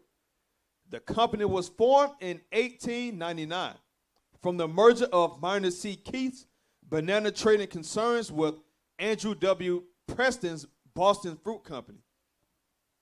It flourished in the early and mid-20th century, and it came to control vast territories and transportation networks in Central America, the Caribbean coast of Colombia, and the West Indies, though it competed with the Standard Fruit Company, later Dole Food Company, for dominance in the international banana trade. It maintained a virtual monopoly in certain regions, some of which came to be called banana republics, such as Costa Rica, Honduras, and Guatemala. Read on. United Fruit had a deep and long-lasting impact on the economic and political development of several Latin American countries. Critics often accused it of exploitative neocolonialism. Well, in this, show me where you at. In a second. Okay, right, read on. and described it as the archetypal example of the influence of a multinational corporation on the internal politics of the banana republics. Okay, scrolling down a little bit. Let me see. Just scroll down. Scroll. Just keep on going real quick. Just scroll. Okay, stop right there. Let me see something real quick.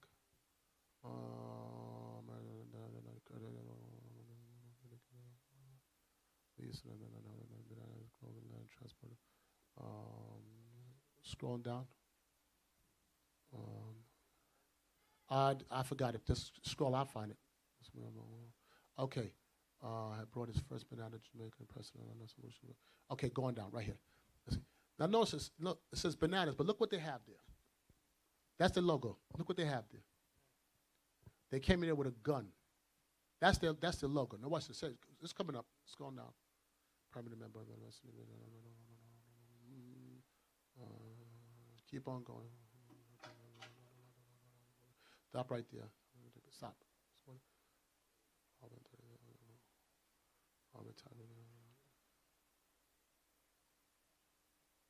Scroll.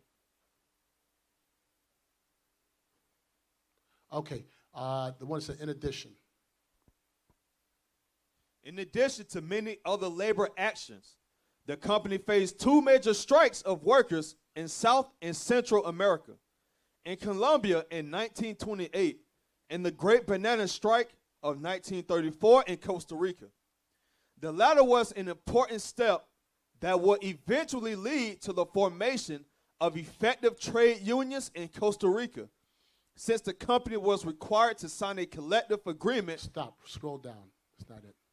Just scroll. I got to see a picture. Banana. Stop right there. Stop right there.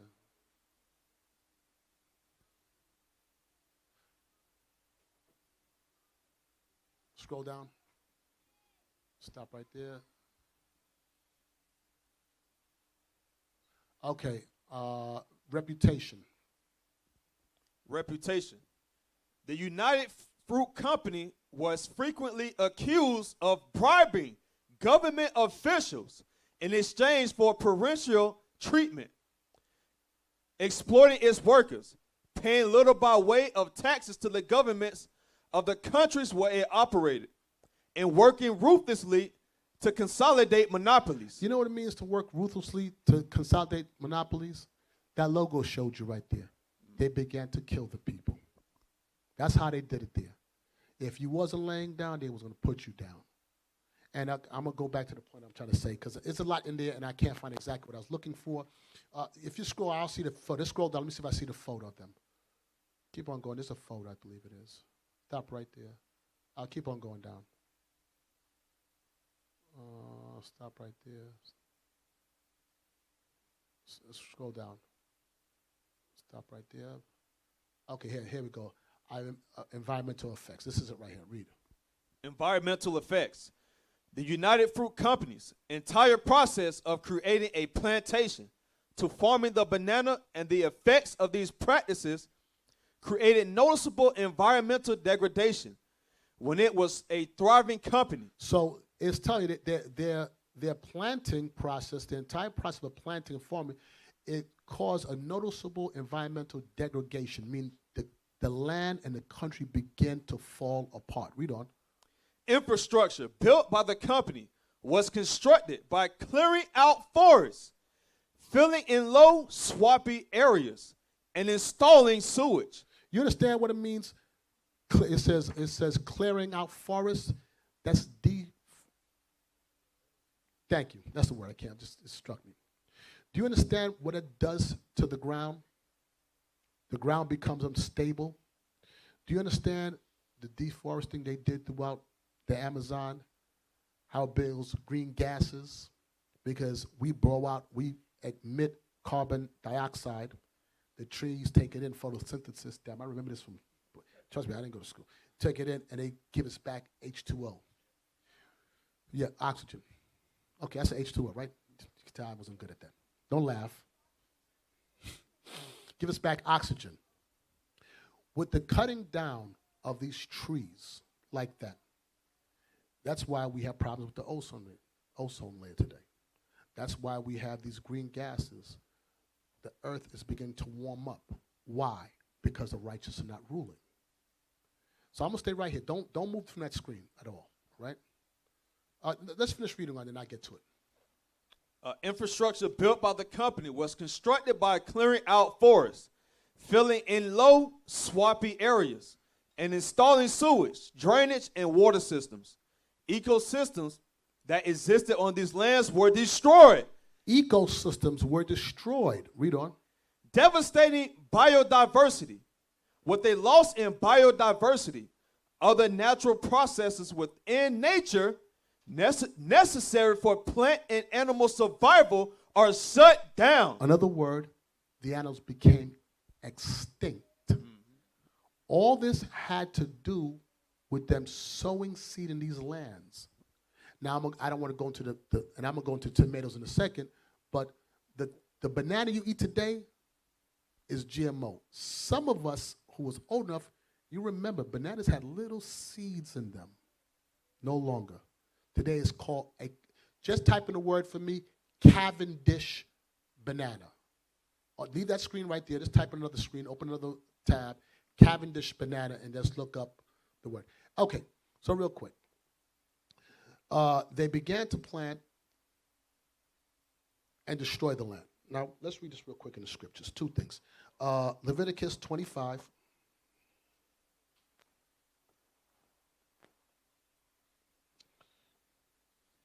And 4.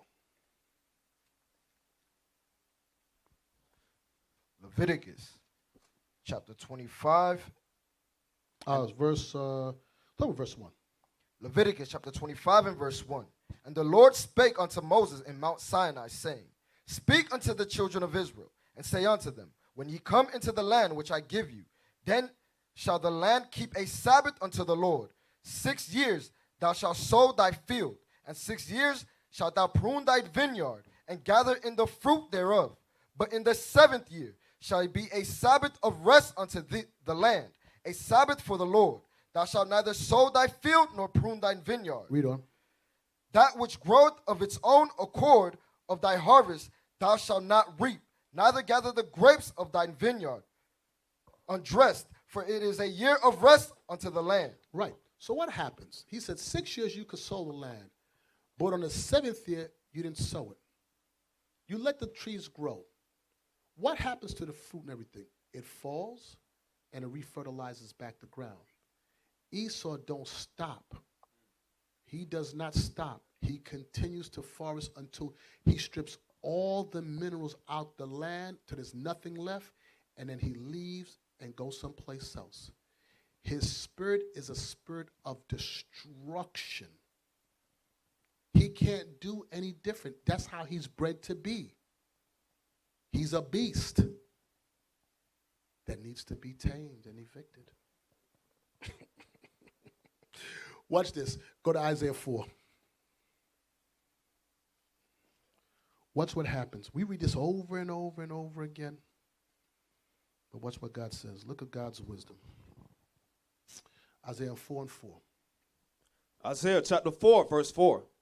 When the Lord shall have washed away the filth of the daughters of Zion, and shall have purged the blood of Jerusalem from the midst thereof by the spirit of judgment and by the spirit of burning. Wait a second. I don't think that's it. Let me see my notes. Isaiah 14. I'm sorry. Isaiah 14 and 4. Watch this. Isaiah chapter 14, verse 4. That thou shalt take up this proverb against the king of Babylon, and say, how hath the oppressor ceased? The golden city ceased. Somebody America, this is prophetic. Read on. The Lord hath broken the staff of the wicked, and the scepter of the rulers. Read on. He who smote the people in wrath with a continual stroke. We were the people being smote with that continuous stroke. Read on. He that ruled the nations in anger is persecuted, and none hindereth. And nobody's going to help him. Now look what happened when he becomes persecuted. Listen to what it says. Read. The whole earth is at rest and is quiet. They break forth into singing. Read on. Yea, the fir trees rejoice at thee, and the cedars of Lebanon, saying, since thou art laid down, no fellow is come up against us. The fellow is the axeman, the work who deforests the trees. It says the trees are going to rejoice. So I said the trees have a spirit on them. This earth has a spirit on it. The spirit is God. It says these trees. Why? Because they're no longer going to deforest this earth no more. It's going to stop. The righteous is going to come back in authority, and we know that everything that God made is good. It has a purpose. It was his wisdom that it's here. And we're going to know how to take care of it. Let's go back to that up there. Show me Cavendish. The Cavendish banana. Does it tell you that it was a dwarf of the commercially imported? Okay, read it. What? The third one? Okay, read. This is the Cavendish bananas. They are unable to reproduce sexually, instead being propagated via identical clones. Due to this, genetic diversity of the Cavendish banana is very low. The extreme lack of any biodiversity and the fact that the Cavendish is planted in dense chunks in a monoculture without any other natural species or plants buffering them. So, read on. Means the Cavendish is extremely vulnerable to disease. So now I'm telling you, this Cavendish banana is very vulnerable because it's not sexual, meaning it doesn't reproduce. It's a clone. Go up. I want you to show the. That's the banana you eat today. That's not the original bananas. You see bananas, some bananas, they're really small in the Caribbean.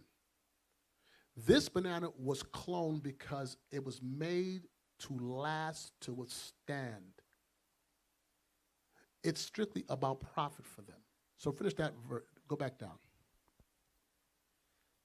The Cavendish is extremely vulnerable to disease, fungal outbreaks, and genetic mutations. So let me ask you a question. If it's susceptible to genetic mutations, that means it's susceptible to changing its biological makeup. And that's what we ingest. That's why you better pray over your foods. That's why we ingest into our body something that is vulnerable to genetic mutation. Read on. Possibly leading to eventual commercial extinction. Eventually, it will be extinct. It's saying. So watch this. Why is there a problem with all this? Let's go back to the beginning. Genesis. Genesis 1. I want you to read verse 27. The book of Genesis, chapter 1, verse 27. So God created man in his own image. In the image of God created he him. Read on. Male and female created he them. Read on. And God blessed them. And God what? And God blessed them. Read on. And God said unto them, be fruitful and multiply and replenish the earth and subdue it. God said, be fruitful, man. Multiply and subdue the earth. The earth and everything on it is supposed to be under our subjection. Read on. And have dominion over the fish of the sea, and over the fowl of the air, and over every living thing that moveth upon the earth. We're supposed to have dominion and control over it. All his creation was meant for us to be in control of. Read on. And God said, behold, I have given you every herb bearing seed, I've given you every herb that bears a seed. Read on. which is upon the face of all the earth, and every tree, in the which is the fruit of a tree yielding seed. To you it shall be for meat. God said, I created every herb, every tree, every animal. God said, I created it. Now watch what he says. Read on. And to every beast of the earth, and to every fowl of the air, and to everything that creepeth upon the earth, wherein there is life, I have given every green herb for meat. And it was so. And God said, and this is what I want. Read on. And God saw everything that he had made, and behold, it was very good. No, it was okay. It was very good. Nah, it can use some perfection. It was very good. God said, damn it, I made everything and it was good. Who the hell are you to change what I made? Oh, you want to change what I made? Okay, then. Now I'm going to give you sicknesses behind it. Why all of a sudden cancer has taken over? This one is dying. It's like, this person look healthy. What was wrong with them?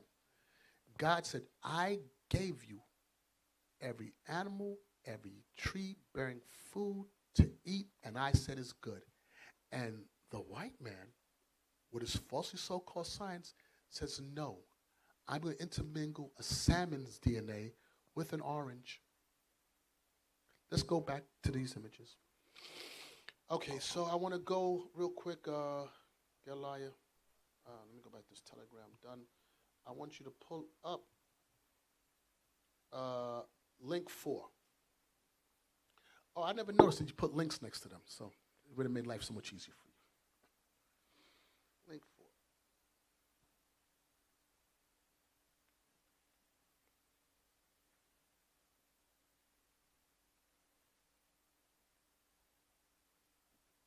I want you to read,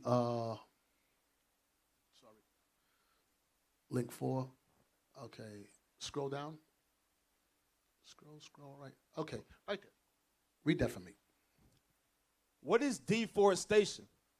Deforestation is the clearing, destroying, or otherwise removal of trees through deliberate, natural, or accidental means. It can occur in any area densely populated by trees and other plant life, but the majority of it is currently happening in the Amazon rainforest.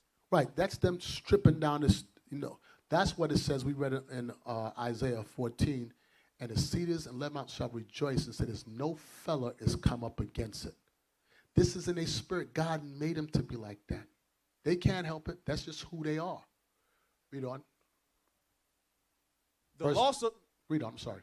The loss of trees and other vegetation can cause climate change, desertification, soil erosion, fewer crops, flooding, increased greenhouse gases in the atmosphere, and a host of problems for indigenous people. So what comes about from this, they don't understand governing it, the climate change, weather change. What happens? Not enough trees. We keep on breathing out this carbon dioxide. It doesn't have no place to displace and come back in. It goes up, tears up the ozone layer. It says soil erosion.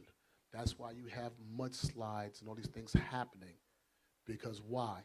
The righteous is not ruling the earth. It's time to evict the vagabond. It's time for him to go. And when he goes, God's going to burn this up and give us Because the ocean is polluted, the earth is polluted. Okay, I don't want to go through that. Including from deforestation occurs on deforestation. I don't want to scroll up. Keep on going. Keep on going. Okay, here, effects. Okay. Read that real quick. Yes, sir. Environmental effects of deforestation from above. Loss of habitat. One of the most dangerous and unsettling effects of deforestation is the loss of animal and plant species due to their loss of habitat. So what happened? The animals are extinct. What happens? Now, 1 second. I want you to hold that. Go to 2 Ezra 5.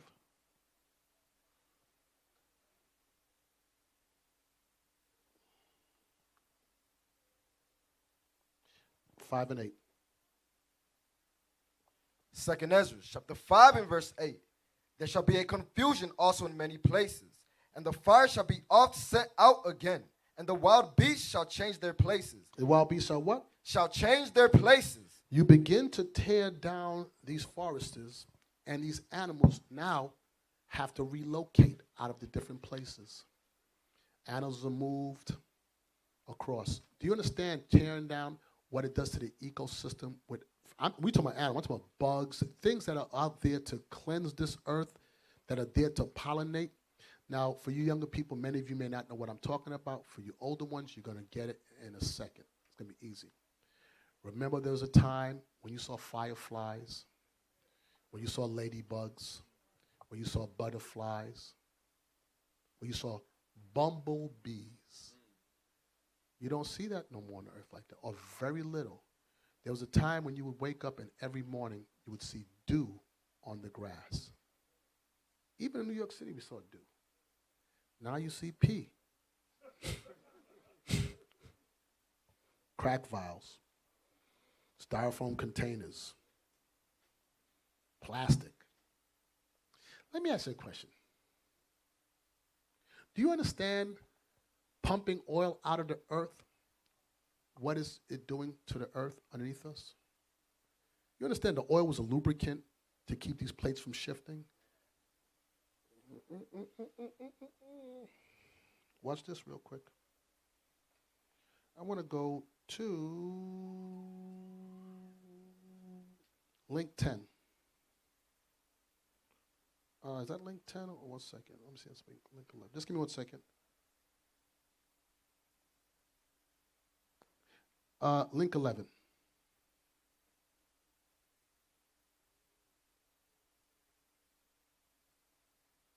Link 11. Scroll down. Okay, let me read that first part right there. Drilling for earthquakes.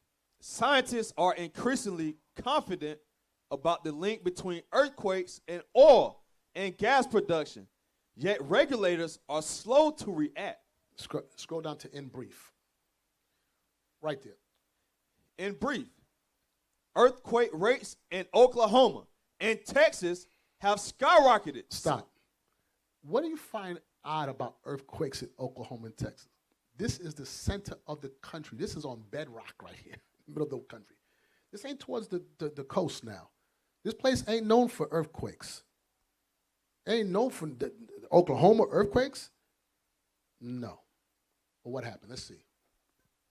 Earthquakes. Rates in Oklahoma and Texas have skyrocketed since 2008.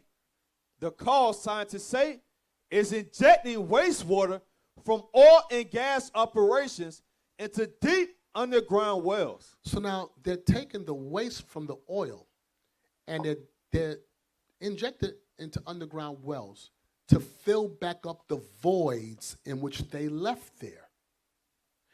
God made the earth and said it was good. And here you go now, changing it and expecting that to be no repercussions behind changing it? I mean, when God said it was good and it be so, it was a period. It wasn't like, well, let's just add on to what he says. God said, okay, now I'm going to start punishing this earth. You go ahead. How many gallons of oil can you think you're going to pull from the earth and it does not cave in? You know something? The earth was made for our sakes. We would understand the effects of that. We understand, no, we won't do that. Read on. The injections can alter stresses that hold geological faults together, letting them slip, unleashing an earthquake. All praises, Esau. I love what you're doing with yourself. Go up to link 10.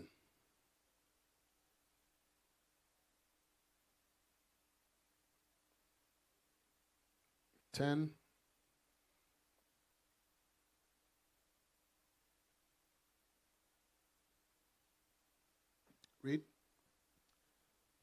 This is the article of the conversation. Fossil fuel extraction could be contributing to climate change by heating Earth from within. Almost all scientists agree that burning fossil fuels is contributing to climate change, but agreement is less clear-cut on how exactly it's influencing rising global temperatures. Read on. The world is now 1 degree warmer than it was in pre-industrial times. So 1 degree warmer, you think 1 degree doesn't seem significant. Yeah, until you start melting that ice. You don't understand the repercussions by flooding out lands, killing off animals and insects that were meant to be there. God said, I have a third part of this earth that's going to be dry. 2/3 is going to be water. That was his design. And because of burning fossil fuels that you extract from the ground, it caused earthquakes, which in turns now is causing global warming. This whole earth is out of course. I don't want to read all this because I'm not going to get through all this class, but you get the links. You can go back and read it yourself, all right? Let's go back to Deuteronomy 22. Because we was talking about, I want to go back to these, this cloning of animals and stuff like that. Deuteronomy 22, read about that seed again. I got into something else just now. Deuteronomy chapter 22 and verse 9. Thou shalt not sow thy vineyard with diverse seeds, lest the fruit of thy seed which thou hast sown and the fruit of thy vineyard be defiled. Now watch this. Let's go to link 8.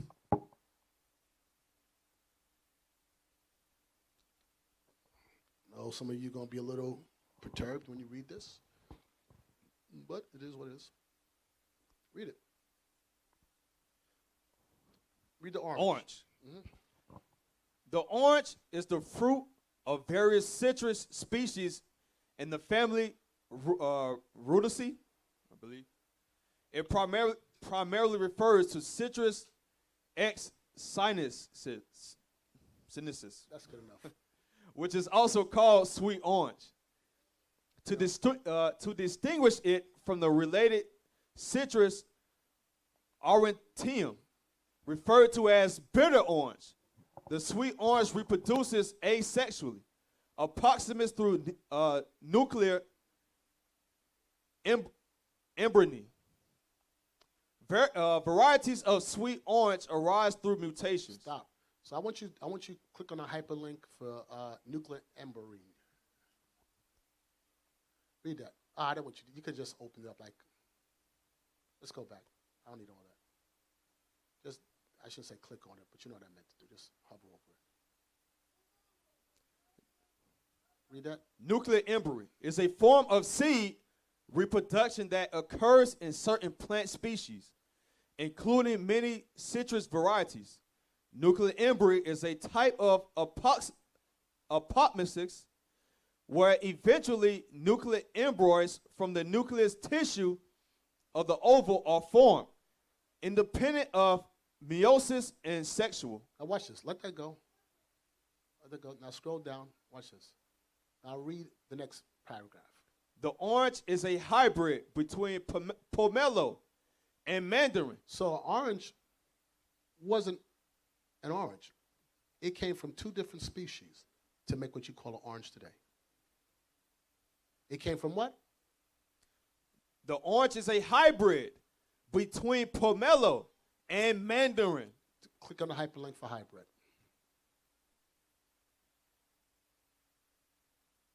Scroll up. Hybrid.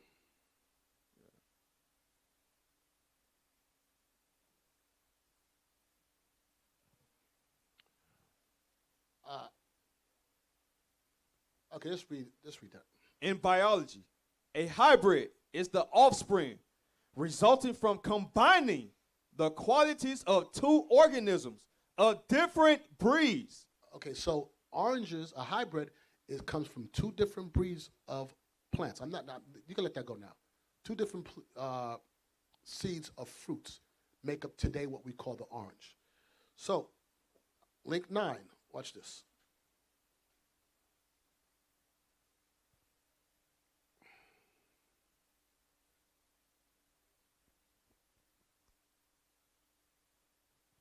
Can we read the article?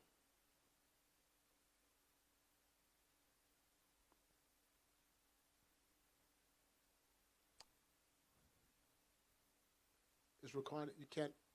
Okay, just click the bottom part of it, what I sent you, because I'm able to open it up.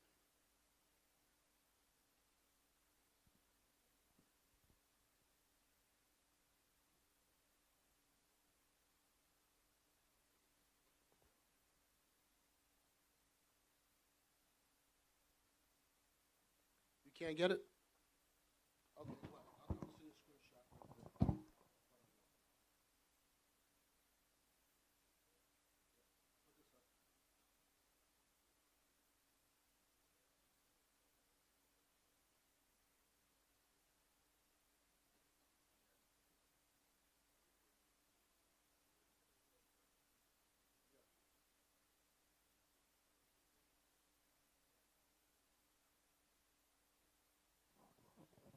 Okay, if you want to just read that, you can read that part. If you get it, you get it. A race to save the orange by altering its DNA. Okay, by altering its DNA, read on. It's in Clewiston, Florida. The call Ricky Crest and every other citrus grower in Florida dreaded came when he was driving. Okay, where you at? Okay, I want to read a little bit. Okay, scroll down. Scroll. Greenery, chop slow, insert chop, doesn't done trees and sprayed. Then we're going. Stop right there. They scored Central Florida 500,000 acres of emerald groves and sent search parties around the world to find naturally immune trees that can serve as new progenitors for the crop that had thrived in the States since its arrival. It is said, Ponce de Leon, but such trees did not exist. Scroll down. Keep on going. Okay, right there. Go back up a little bit. Okay, verse. You hear me? In all the citrus, but perhaps not in all of nature, with the precipitous decline of Florida's harvest predicted within the decades, the only chance left to save it, talking about the orange, Mr. Crest believed was one that his industry and others had long avoided for fear of consumers' rejection. They would have to alter the orange's DNA with a gene from a different species. Okay, scroll. Stop right there. Oh, go down a little more. Keep on going, up, right there. But the idea of eating plants and animals whose DNAs were manipulated in a laboratory called genetically modified organisms, or GMOs, spooked many people. Critics was worried that such crops carry risks not yet detected and distrust the big agrochemical companies which have produced the few in wide use. Read on. I want you to read now. And hostility toward the technology, long ingrained in Europe, has deepened recently among Americans as organic food advocates, environmentalists, and others have made opposition to it a pillar of a growing movement for healthier and ethical food choices. So What's this?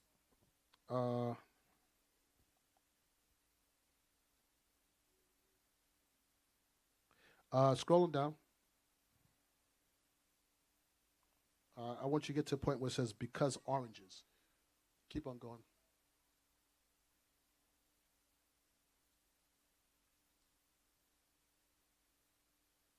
Slow down, slow down. Right there. Because oranges themselves are hybrids and most seeds are clones of the mother, new varieties cannot easily be produced by crossbreeding. Unlike, say, apples, which breeders have remixed into favorites like Fuji and Gala. But the vast majority of oranges in commercial groves are the product of a type of genetic merging that predates the Romans, in which a slender shoot of a favorite fruit variety is grafted onto the sturdier roots of other species. So the whole point behind I want to get it is that the oranges are genetically modified that you see today, right? Okay, watch this. There's more to it, but you have a chance to read on your own. I want you to go to link 7.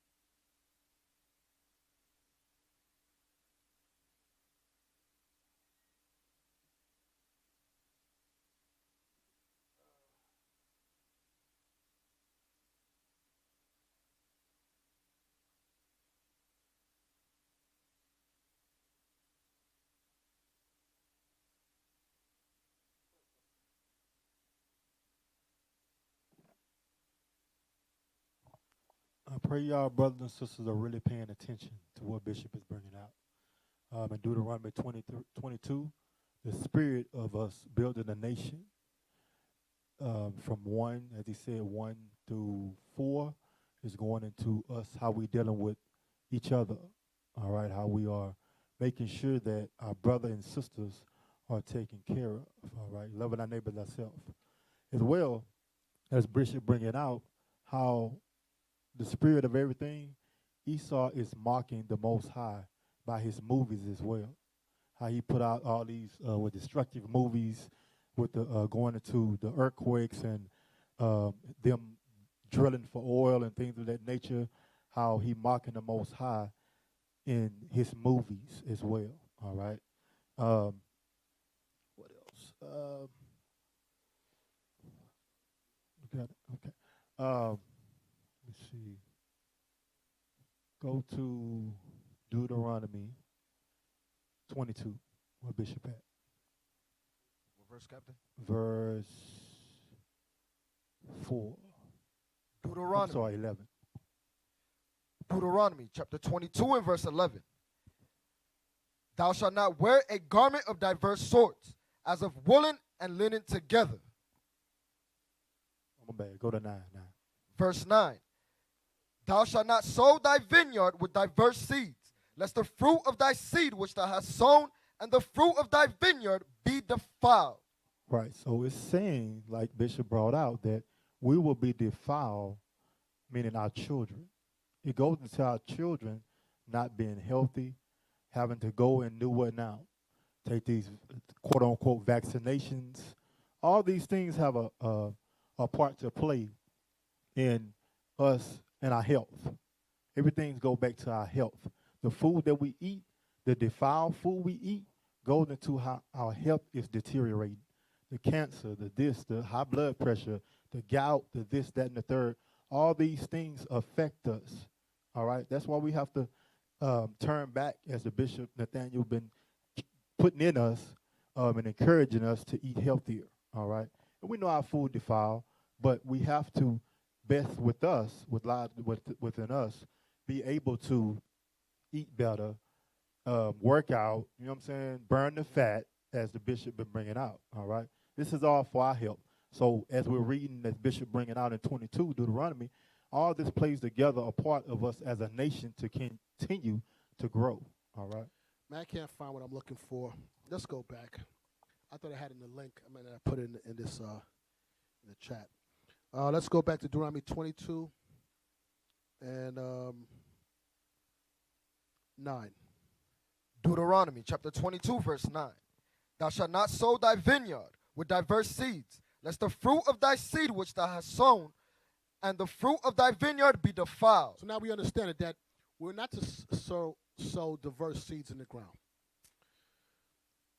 lest the fruit of old seed become defiled, or children become defiled with it. Now we know that we don't control the foods today. That's why it's imperative that you pray for your food, that you move right, because it's by the grace of God that we're surviving all that this witch is doing on this earth, this Frankenstein, and mixing the seed of oranges with salmon, mixing the seed of salmon with tomatoes. That's what I was looking for, the DNA breakdown. This is what Esau is becoming. They're trying to become God on earth.